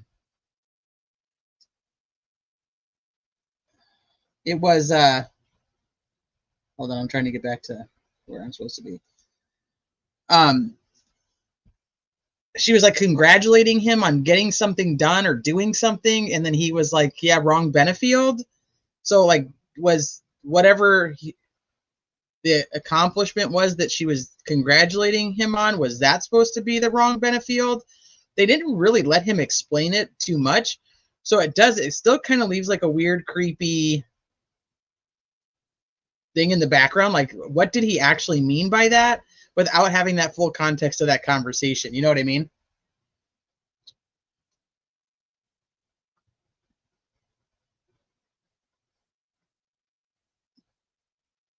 Okay. Season finale, Sunday, August 11th, 8/7 Central, only on Court TV. Is guilty of manslaughter, a lesser included offense. There was the press conference after the verdict last night. Now for what's tipping the scales, it took jurors about 6 hours time to reach a verdict in the Black Swan. I do agree, though, that I think they should have gone home. I said that last night. I think the judge should not have given them the choice.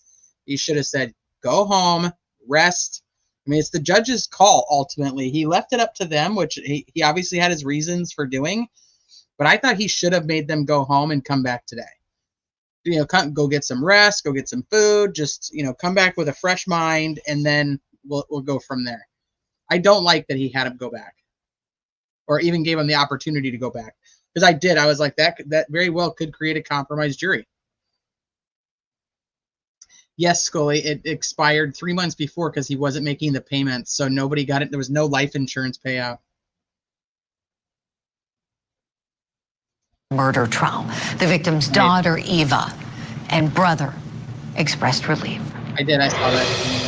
I apologize to all the women who have gone through domestic violence situations. I think that what Ashley was doing was unfair to them. They deserve justice, and I'm very happy that my dad got the justice that he deserves. I got to spend 3 days with Doug before he was shot and killed. And it was about 5 weeks before that happened. And what he was so excited about was the fact that he loved his wife, he loved his girls, and he wanted to be here for them. And he would want healing for everyone because he was a firm believer in Jesus Christ as his Lord and Savior, as am I. And there is forgiveness for sin. That was Dave Benefield, Doug's brother. Now, we know that the jury apparently couldn't decide on the second-degree murder charge, but did agree on the manslaughter charge. No date yet set for her sentencing. What tipped the scales for the jury is the question we're asking this morning. Let's talk about it with our guests. Let me bring them back in now. Both of them former prosecutors. We have Randolph Rice and Franz Burkhardt with us now. So what do we think was the reason the jury opted for manslaughter rather than second-degree murder, which was the top count here? Randolph, your thoughts, please. Well, I think they probably went back and looked at the evidence and determined that there was some reckless behavior on her part. But, you know, this is the great mystery of our judicial system.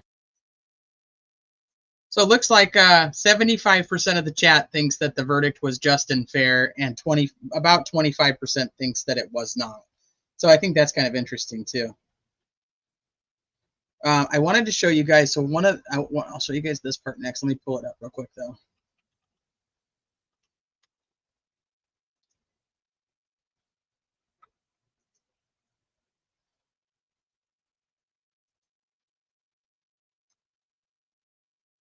Okay, so I think it's this one.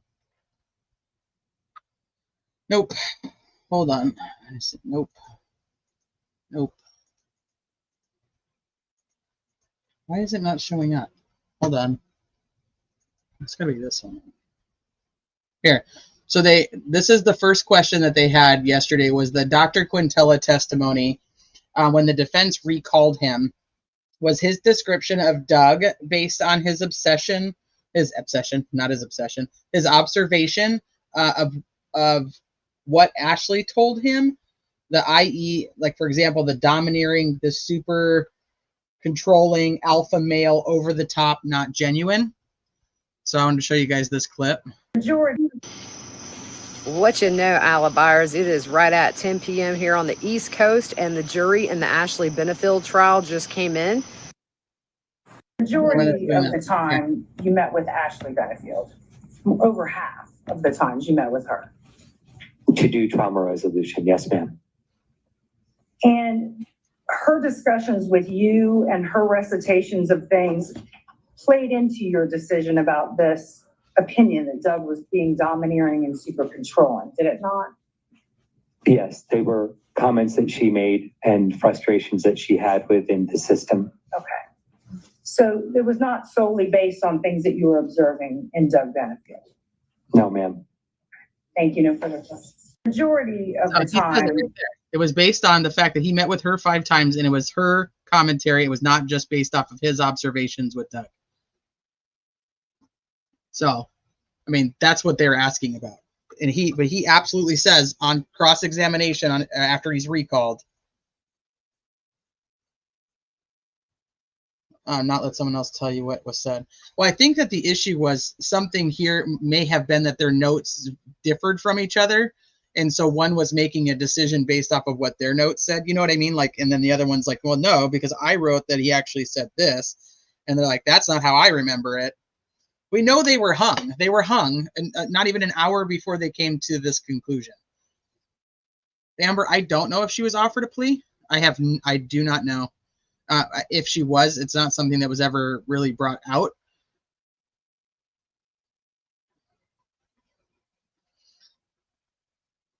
Yeah, but it was, because it was during cross. But see, this is another example of why I thought the prosecutor was like terrible, because I'm like, just say that this was the question you asked him. It was about your question to him.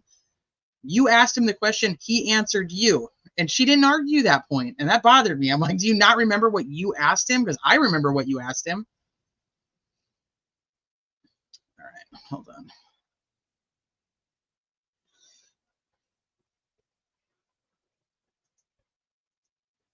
Let me get rid of this. This chapter closed so I can allow both of my parents to rest peacefully. We are. So there's a couple in here that I'm going to show you guys. Remember how I told y'all that I was nervous about my. So I just testified. They called her back to the stand and were like, "Hey, were you on TikTok talking about your testimony?" And you were told that you were not, released from subpoena. And she's like, "Well, I went on there, but I didn't talk about my testimony." This is. I just testified, and y'all don't know what it's like to have to testify in your dad's murder trial and know that your crush is watching you back home on TV. That's nerve-wracking. She says that I just testified at my dad's murder trial on TV, and it's nerve-wracking that my crush back home is watching. That's what that one was. The other one was that she does a fit check, day 3 fit check, make sure that she's her outfit looks good, because that's what she does. Almost her entire TikTok is about her clothes and how she dresses. Catch me. Remember how I told y'all that I was nervous about my crush watching me on live TV? Well, I literally told y'all, no, but in all seriousness, I cannot talk a lot about the trial right now. I will when I am allowed to. But a lot of people have been asking me about my jewelry, specifically. So this is the other one. All she's talking about is. Remember how I told y'all that I was nervous the about my crush made a comment about her eyes. Well, I literally told y'all. No, but in all seriousness, I can't. And then she says, I can't talk about the trial. Right now. I will when I am allowed to. But a lot of people have been asking me about my jewelry. Specifically this necklace. I think she's 23 a lot because it's my now. Necklace of all time. But it's D. Ruel on. I'll tag her. Ironically, she's on Instagram, almost the same age as Ashley was when Ashley married Doug. Oh my gosh, brain is actually fried from today and yesterday and the day before. I'm exhausted. But she's a jeweler based out of Charleston. All of her jewelry is amazing and beautiful and gorgeous, and I love it. And this is one of a kind, custom made, so she cannot make another one. She made the choker and all of the charms except for this one. This one is from a different jeweler in Charleston. But yeah, if you go on her website and you go on her Instagram and her TikTok, she's talking about her jewelry. She made this chain, this pearl chain earring for me, and I have a few she's other 23. pieces of jewelry from her. I'm constantly getting jewelry from her because my art studio is in the back of her shop in Charleston. So if you're in Charleston, go check her out. But yeah, and then my other jewelry, this is my earring, some bangles, and some permanent bracelets, and then I have this. It's like a Cuban link, but that's true, Bora. Yeah, Ashley had already been married and divorced by this age. These two rings, this whole hand is from Gold Bug in Charleston as well. But yeah, I can't really talk about the trial, even though I am dying to talk about it with y'all. Every time I leave the courtroom, I turn my phone on and I scroll on TikTok and I see everybody's comments, and it just makes me so happy. But yeah, now it's time to go figure out me and Margaret what we're going to wear into the courtroom, because that has been the most exciting part of our morning, every single morning this week. Figure out what she's going to wear. Over the last few days. So this is a response to somebody who called her a piece of shit. So I'm driving back to Florida right now. I went home to Charleston for just literally 24 hours. I drove 8 hours. I got home at 3 a.m. on Friday night, or I guess Saturday night technically, and just so I could have one day of normal living, spend time with people I love, and then now I'm driving back so I can go to the rest of the trial. But I'm not feeling too great about life right now, so I kind of just wanted to come on here and talk about it. I guess it's weird. I mean, I have my support system and I talk about it all the time, but it's still very isolating regardless of who I talk to, because not everybody has live the exact same experience that I have, and it's difficult sometimes. But as y'all know, I own a brand called Ghost Cowboy, and I had to file a lawsuit against my old production company because he maintained. It's a long story. There's a video on it a few videos back, but right now it's every penny that is profit from the brand is going to pay that lawsuit, all those legal fees. It's very expensive, and it sucks.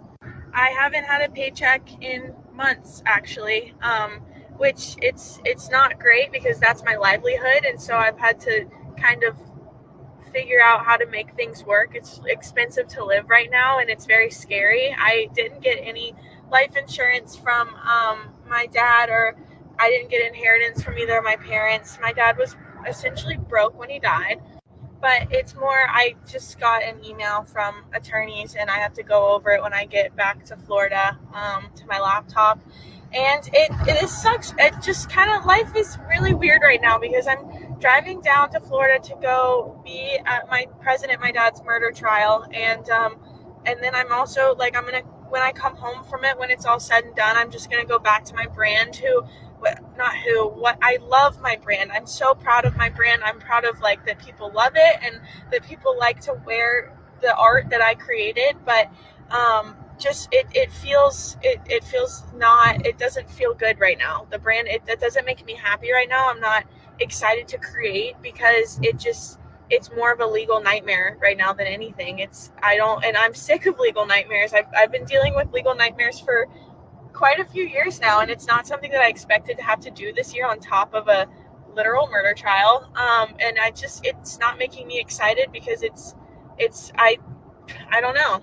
And because it is my art that I put on t-shirts and crew necks and sweatshirts and all of the apparel, it kind of makes me get into my head a little bit that I'm not good enough. My art's not good enough, even though I know it's not. People are wearing my art, and it's amazing, but it's still, there's a little bit of self-consciousness that comes with that, especially when I haven't really been paid from it in months. It's weird being a business owner and having all of this, and then also having kind of a spotlight on me right now and having people speculate on my entire life. I know that good things are coming, and I'm very grateful for my life and everything that's in it, but sometimes I do get a little upset about the way things are going currently. And I don't know, I feel like it's very lonely sometimes.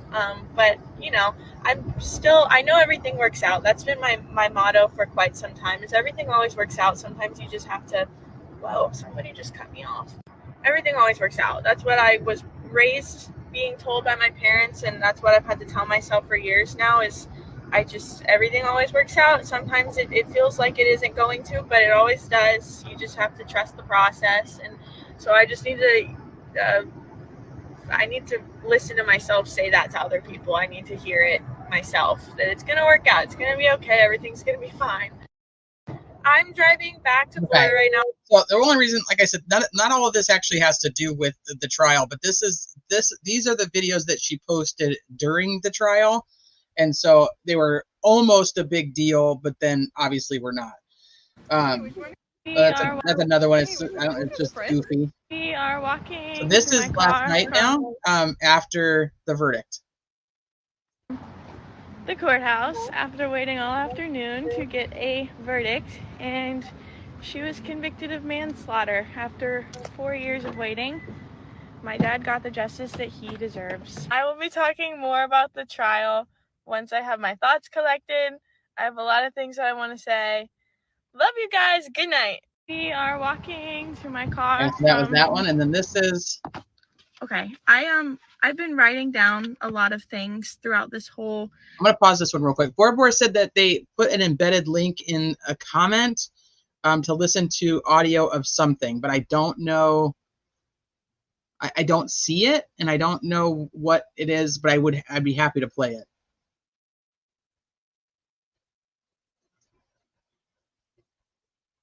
Why are you not playing now? Trial, and my brain is quite literally fried right now.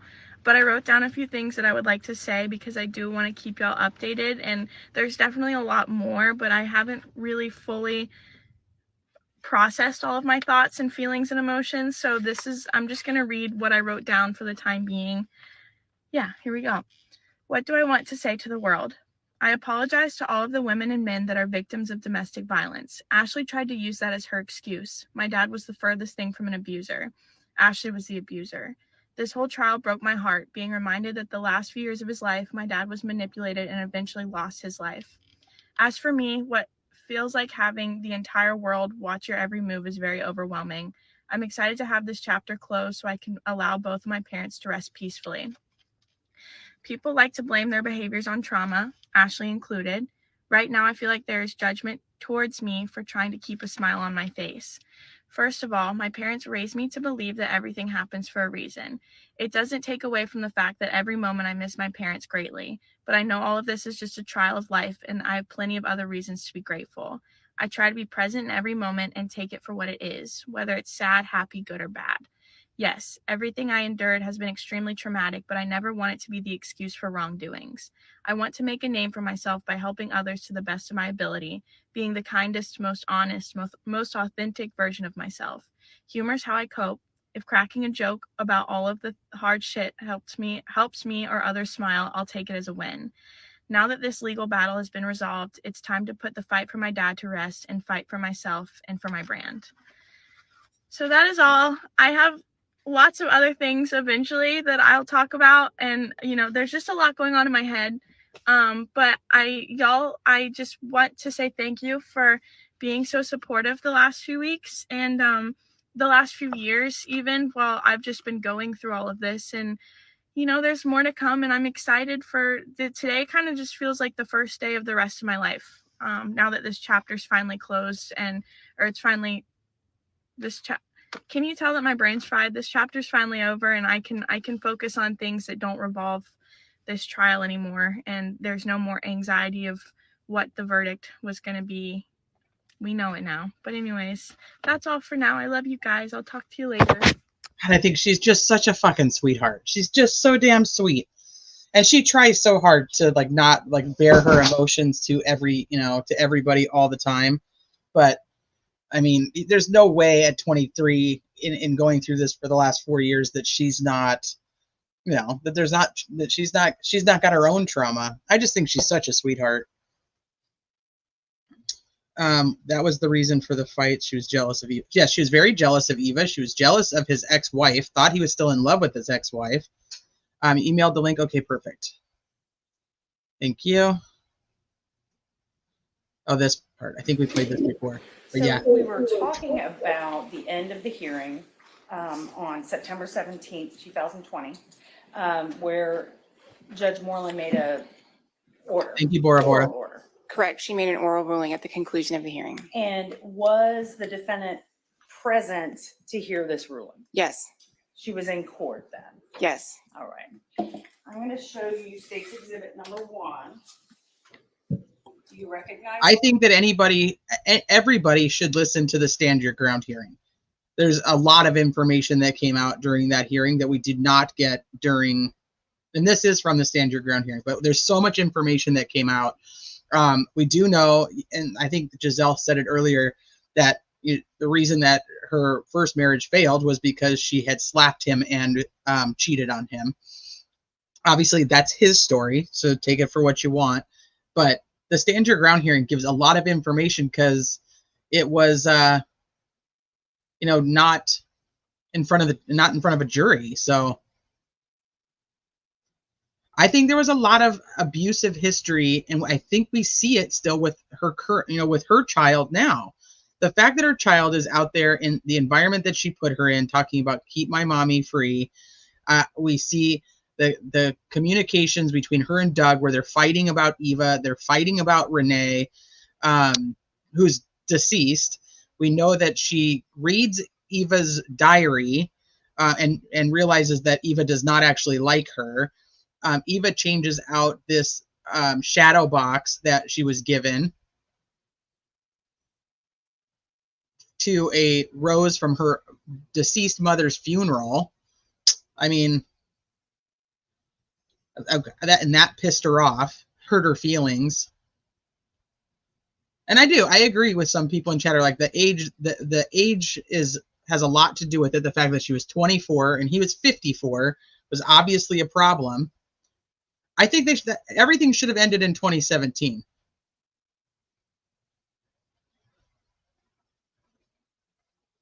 Let me see what you guys are saying.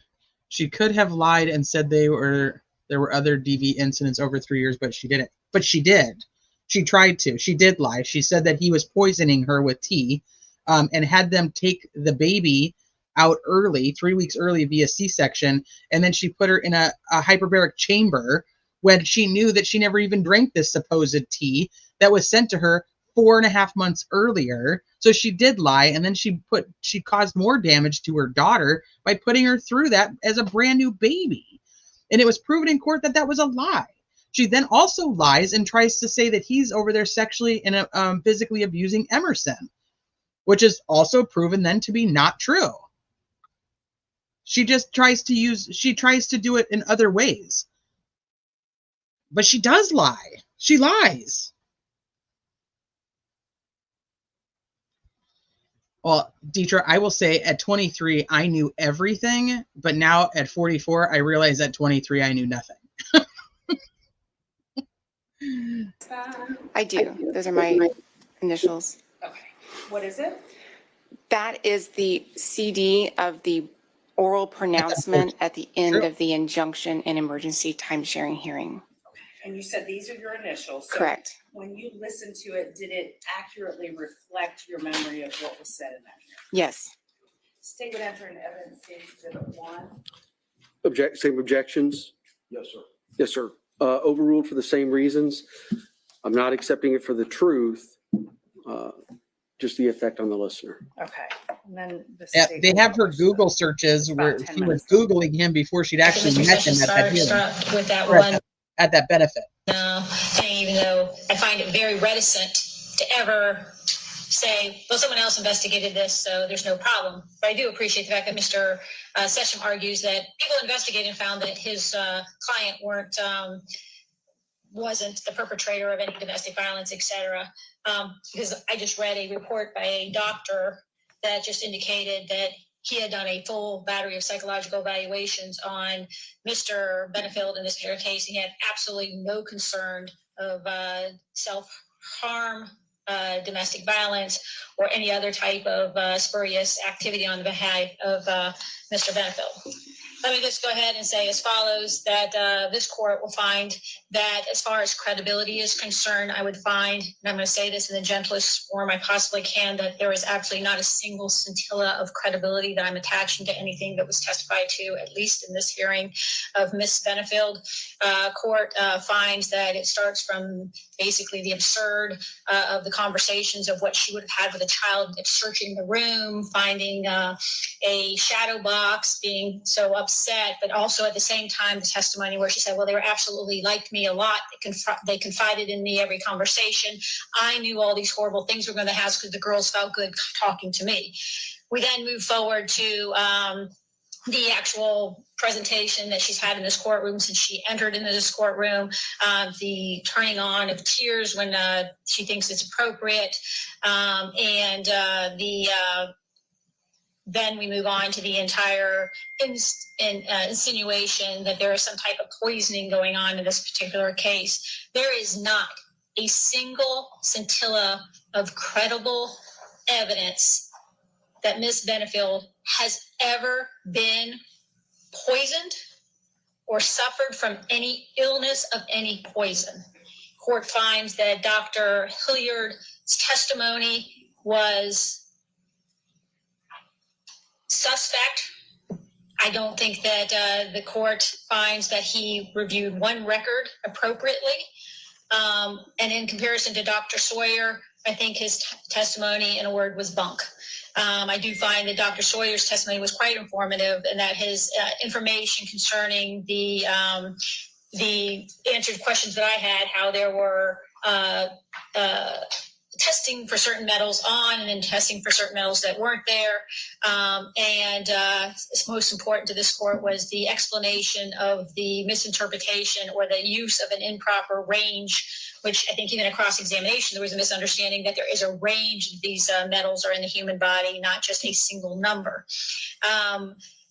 So that brings us to the following timeline. I have that in 10/20/2016, there's the respondent goes up there. They're at the respondent's home. Petitioner is up there. He's had back surgery. She moves back into the respondent's home permanently on December 2016. That in about January 2017 through, I'm going to say 5/8/2017, there appears to be a marriage in which there are arguments. But there is still a very committed relationship to the point where they're talking about having a reversal of vasectomy to have a child. That on 5/8/2017, the clear evidence is that there is the vasectomy alteration or reversal. And that from that point, they begin to pursue having a child. The court will find there is one incident of alleged domestic violence, and I got to tell you, it is de minimis, even though it's huge. Whenever how it was executed, the shot into the ceiling, court is going to find that at no time was the shot by Mr. Benefield at or in the direction of Miss Benefield. The court has seen Mr. Benefield testify, and the court finds that Mr. Benefield is taking on responsibility for that single misstep. But that is a remote type of domestic violence that has occurred. That's when the judge said it's a remote type of domestic violence. But to answer Dawn's question, do we know if the two daughters have had any sort of relationship? No. She has not seen Emerson. Eva has not seen Emerson since Emerson was about 2.5, almost 3 years old. Before her dad died, she had met her twice. So they have no relationship. Eva did say that her and her family were going to try to get some type of custody agreement or full custody, so just something through the courts once Ashley was convicted of whatever crime she ended up being convicted of. So we'll see what happens with that now. She's got a whole nother fight on her hands with the legal battle between her old production company and her clothing brand. So we'll see what ends up happening. Hopefully they get something, because I think Emerson and Eva need to know each other. But who knows? So just remember, this is the stand your ground hearing. If you go back and listen to the entire, it's like a day and a half. So it's not like a ton of testimony, but there's a lot of little things like the diary we were just talking about in chat. Like her reading her diary, that doesn't come out in the trial. The jury doesn't hear that kind of stuff. There's tons of like little innuendo things like that. And if you're interested, like I have the case file. If it's something that you're interested in now that you know what the verdict is, if you want to know more, I have that, so I can show you guys like court documents, and it is on YouTube. Yes, Law and Crime has it. They have the full 1.5 days of it, and there's so much little pieces of info that did not come out in trial, and on both sides. But who trusts Alicia to raise Emerson? I mean, she raised Ashley, so I don't. But that's a personal opinion, and I'm trying to keep that out of my legal opinion. All right, I'll keep playing. So this is the stand your ground hearing, but they're listening to what the judge from the family court said about that Ashley is a liar and that she's not a credible person. Subsequent to that, it is clear that Ms. Benefield continued to pursue a relationship and to have child with this gentleman, that she had a lavish wedding, invited numerous people there, had many people that she could have confided in, saying, I'm in a hellish situation, things are out of control. Just last week, he shot a bullet in the ceiling. That's absolutely not what happens. Instead, she goes through with this lavish wedding. She goes on developing a ballet with her husband at that time, posing in magazines, portraying to everybody in the world that this is a very happy marriage, that we're going to start this national ballet at a significant cost, both emotionally, physically, and financially to the parties. that she finally they finally find out that in July 2017 they have conceived a child, and that or they think that that's the date they've conceded in retroactive review, which tells this court that during that period after the shot, that they were still engaging in a intimate relationship. The court does not find credible any type of animal cruelty in this particular case, nor does the court find that the other incidences alleged of punching the wall were ever directed completely at her, nor were they meant for intimidation. Court's also going to find that 8/3/2017, they do find about the pregnancy. It's confirmed, and at that time, because this is the one talking right now is the judge from the family court, the same judge that she was going to be going in front of again on the 30th. Valerie's like, go through all of it, do all of it. illnesses due to the pregnancy, it is determined as a family, as well as because of the ballet, that you're going to move Mrs. Benefield to Florida from South Carolina. During all this period of time, what we have is a household that is continuing on. Ms. Benefield being in the home, not making anyone alert. The medical records are devoid of any conversations between her and people that would have been providing protection, those being doctors, etc., indicating in the least that she has any type of poisoning that is appearing in her system, that she has been the victim of domestic violence, and or that this child, Eva, has been the victim of domestic violence. Then we go on, and suddenly we have, she moves to Florida, but even in Florida, we have Irma come through, I think September 11th, that weekend. Mr. Benefield comes all the way down. He makes sure she has a generator if she needs for the storm. He then leaves, and she feels comfortable enough and well enough to go all the way back up to the home that she shared with Mr. Benefield to collect property and transport those items down to Florida for her own use, and without any fear that this gentleman is going to harm her when she's up there. The court will, one of the other things allude to as far as credibility problems were the issues concerning the split records that she's asking the Lakewood Ranch to have to, I guess, somehow cover any type of problems or contradiction there might be with the poisoning allegations, as well as the emails that were introduced today between the cousin of Mr. Benefield and Miss Benefield, I guess, trying to curry some kind of upper hand in the in either of these two cases against Mr. Benefield. Court's also going to find that the wife has at this time demonstrated a complete disregard for allowing Mr. Benefield to have any active role in the birth of his child and or the life of his child that he has now not had any contact with. Court's going to find there's been no violation. Pause it real quick. So Tango, True, and Taboo, what he admitted to was that he had hit, pushed, punched the dog off of him.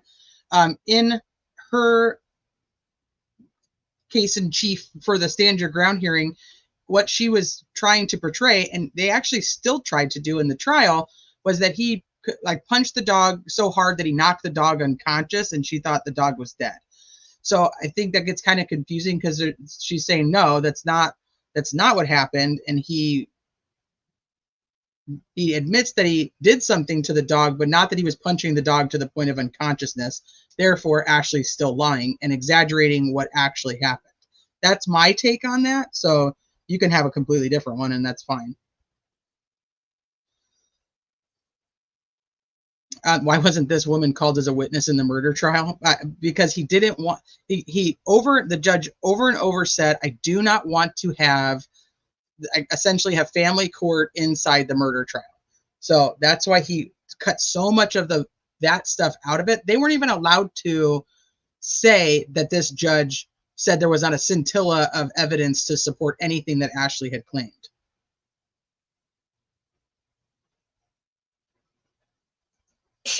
Of any injunction, the court did look at and has listened to the testimonies that were provided concerning the injunction that was entered. Quite frankly, it sounds like the court was when you listen to the transcript, was actually telling both of them they needed to stay away from each other. And then certainly there was no violation of it whenever there was the oral pronouncement, only to be followed by a written pronouncement. Court is also finds there are some issues with the credibility of Miss Benefield when she's actively sitting here telling this court she doesn't like to have publicity, but at the same token, she's participating in articles concerning the alleged poison, etc. As far as the last comment on the poisoning, there is not one piece of evidence, like I said, that has been established that even if she was being poisoned, that there has been a suggestion of a nexus of the who, how, and where the poison. That would be rank speculation for this court to jump into the idea that because it happened, it had to be him, especially when I have, in all senses, not a credible witness is the only person that's asking me to speculate. So with that in mind, the court is going to find that at this time, there is absolutely no evidence. And I'm saying no evidence. I'm not saying by the preponderance of the evidence standard, that hasn't even been close to that there's been a indication that there's an immediate likelihood of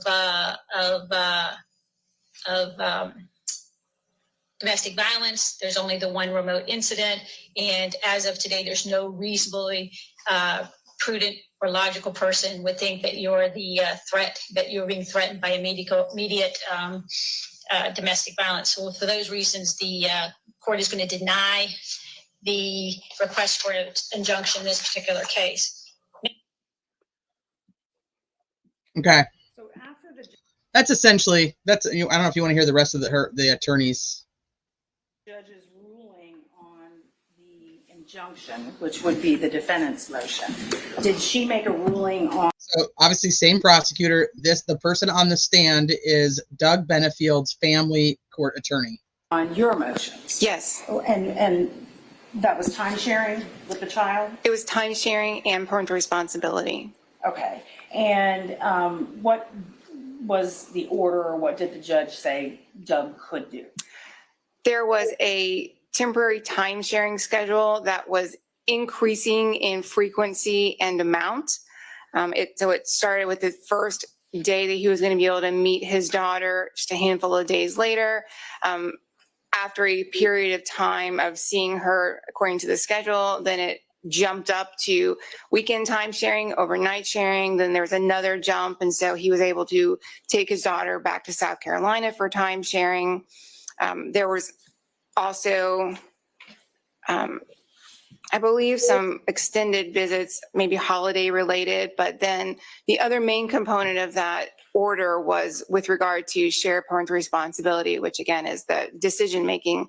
And Judge Moreland ordered that Ashley and Doug were to exercise shared parental responsibility so that they would have to confer and make a good faith attempt to agree on major decisions.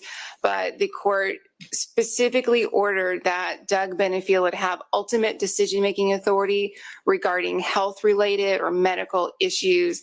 And the order made very clear findings about her extreme concern with regard to Ms. Benefield's medical decisions up to that point. Which is why she. Did you hear that?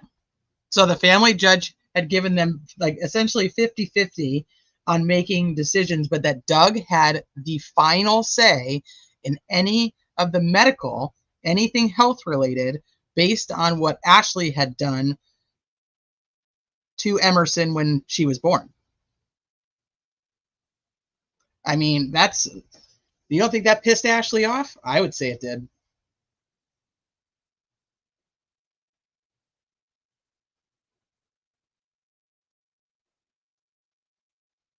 Kat Randall, I think you probably are a few minutes behind. So I think that's the issue, is that she did not find Ashley's testimony or statements credible about the fact that he did not knock the dog unconscious. So I think that's where that comes in with the animal situation.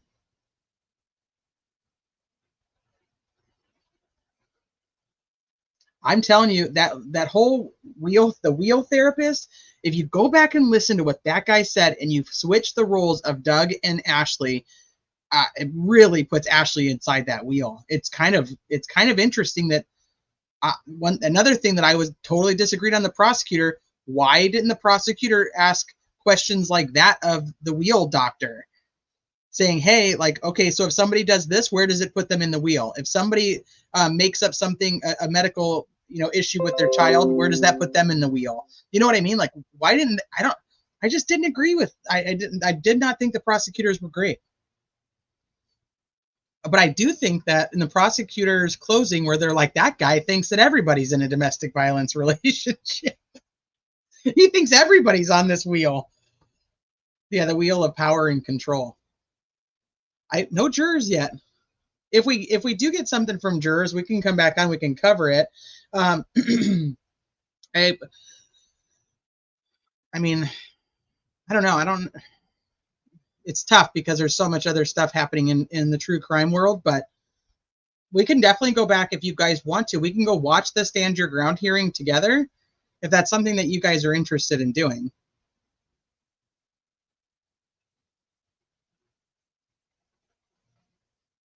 That was actually one of the most offensive things I heard her say.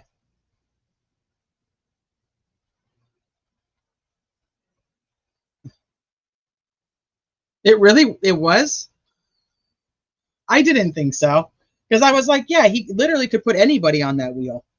But I think that like I said, if you go back and listen and you switch the roles and you put in what the situations that we know that Ashley did, and then see where she falls on that wheel.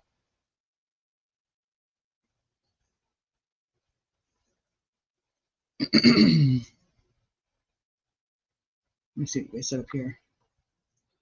The reactions from Chance Wowzer seems like we're in the minority, Teresa. I think only with the channels that we're friendly with, because I've watched other channels that I don't typically watch, and a lot of them are in agreement that it was very fake.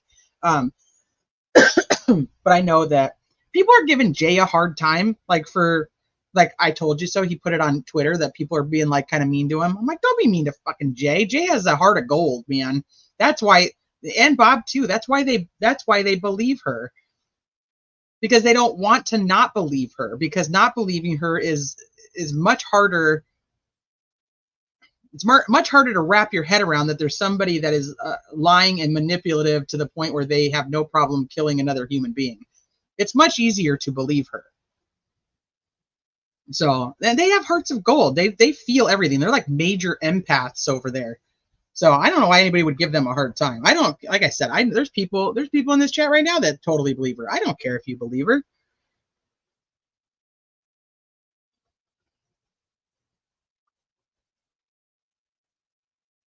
Okay, you guys want to do that? Okay. Yes, please. Perfect. Okay. I'll try to pull up some of the documents too, so we can kind of talk about that throughout it. Jay cussed you out?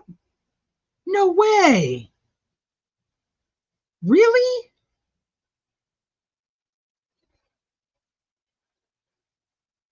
Jay's wife hates you? How does anybody hate you, Miku's headphones? No way.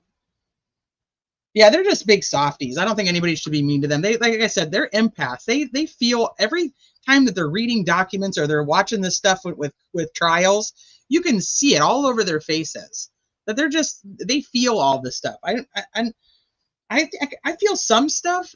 I think for me, when I start to feel too much, I stay away from it. Like Madeline Soto's case, I have a really hard time watching it. I have a really hard time. I request all the documents, but I have a really hard time covering it.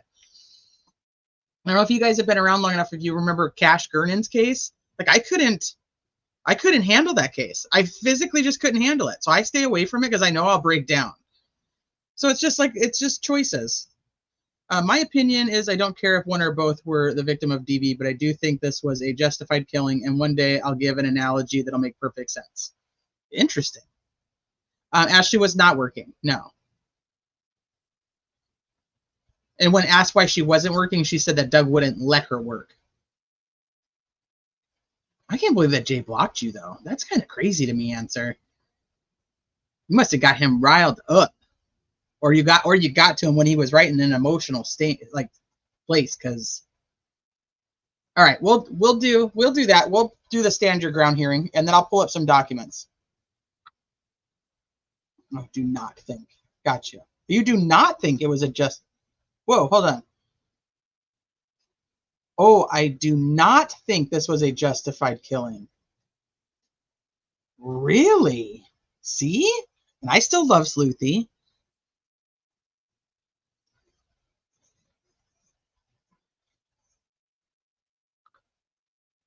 See, Snappy, it's just, and I think that each case is different for different people. And so, like, there's people who cover Madeline Soto, and I try to go watch and be supportive when there's like my peeps, like ATS covers it. But sometimes I have to bounce. I get it. That's why I'm like, if it's too hard, I get it. There's some I just can't do. There's some that I can. I don't know what makes the difference.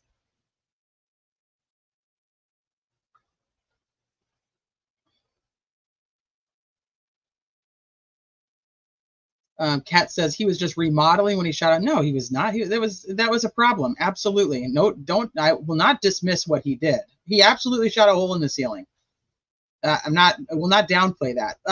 The tracker on the car situation, I struggle with. And when I do pull up some documents, I'll pull that one up because she was also following him around and recording it. And they found the files on her phone. So toxic relationship, no questions asked. Absolutely toxic. These two people should not have been together. Dr. Quintal, when he's like, I was trying to figure out why the heck they were trying to make things work. It didn't make sense. I'm like, that's it right there. It doesn't make sense. Why are you even trying to make this work? Tracker wasn't proven though.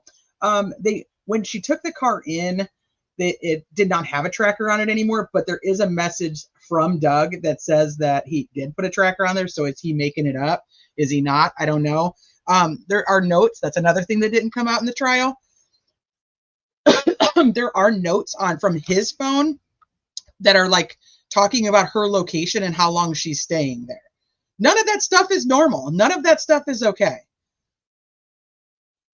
So that's what I'm saying. Like, there's no questions asked that this relationship was toxic, and these two people should have definitely been apart. Yeah, see, and it's weird, Amy Lou, because I'm typically cover mostly kids cases, and for whatever reason, after Audrey Cunningham and Madeline Soto back to back, I was like, I gotta stop for a minute.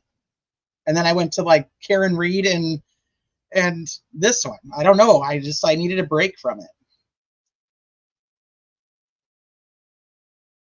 it. Nobody knows if the nagging and constantly on at him and pushing him to breaking point. I've seen a woman do this to my uncle. And then if he raised his voice, she would start wailing and fake crying.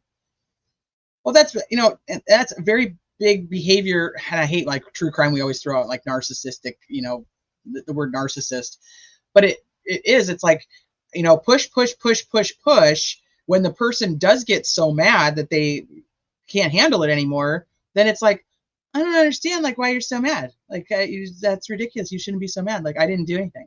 And they downplay their role in the whole thing.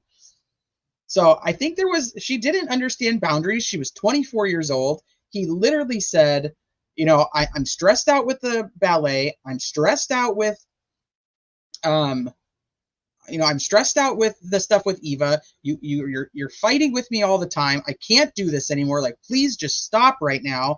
Like, I need a break. Just stop. And she's like, no, I'm not giving you a break. We're going to fucking talk about this. And this is how it's going to go. And they get in a big fight. I think the bigger issue is that having these guns that are just like laying around all over. And I'm a pro gun person, but I'm like, what are you doing? Just like you throwing your gun around all willy nilly. She told Eva her dad had something to do with her mom's death. Yep. Her and her mom sat her down to tell her that they thought that her dad killed her mom when she was like 18 years old. Her dad was out of town and her mom had an autopsy done. So that's another thing in the text messages. Doug even tells Ashley, like, do you want her, like, we'll exhume her body and have another autopsy done to prove that I didn't do anything to her.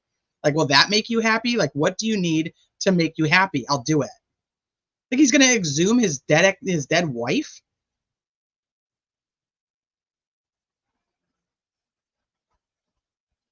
That's true, Kraken. I know other people who have too.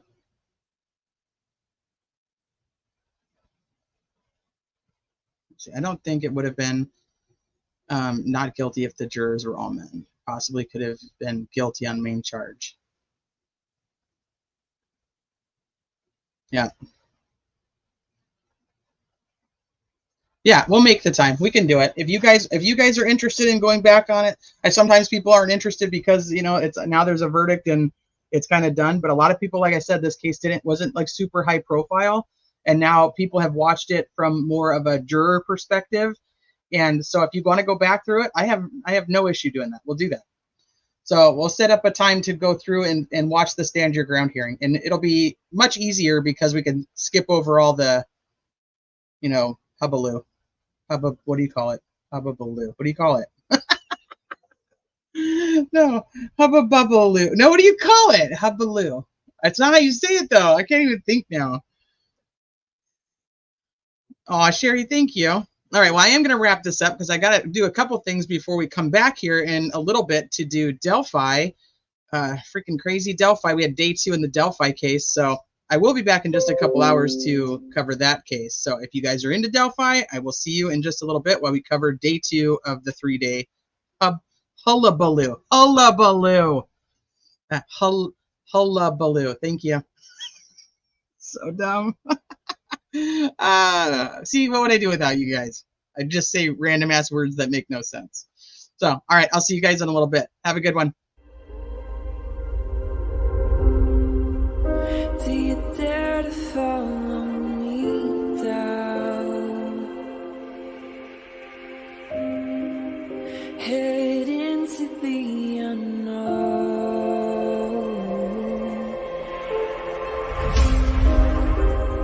Down the rabbit hole.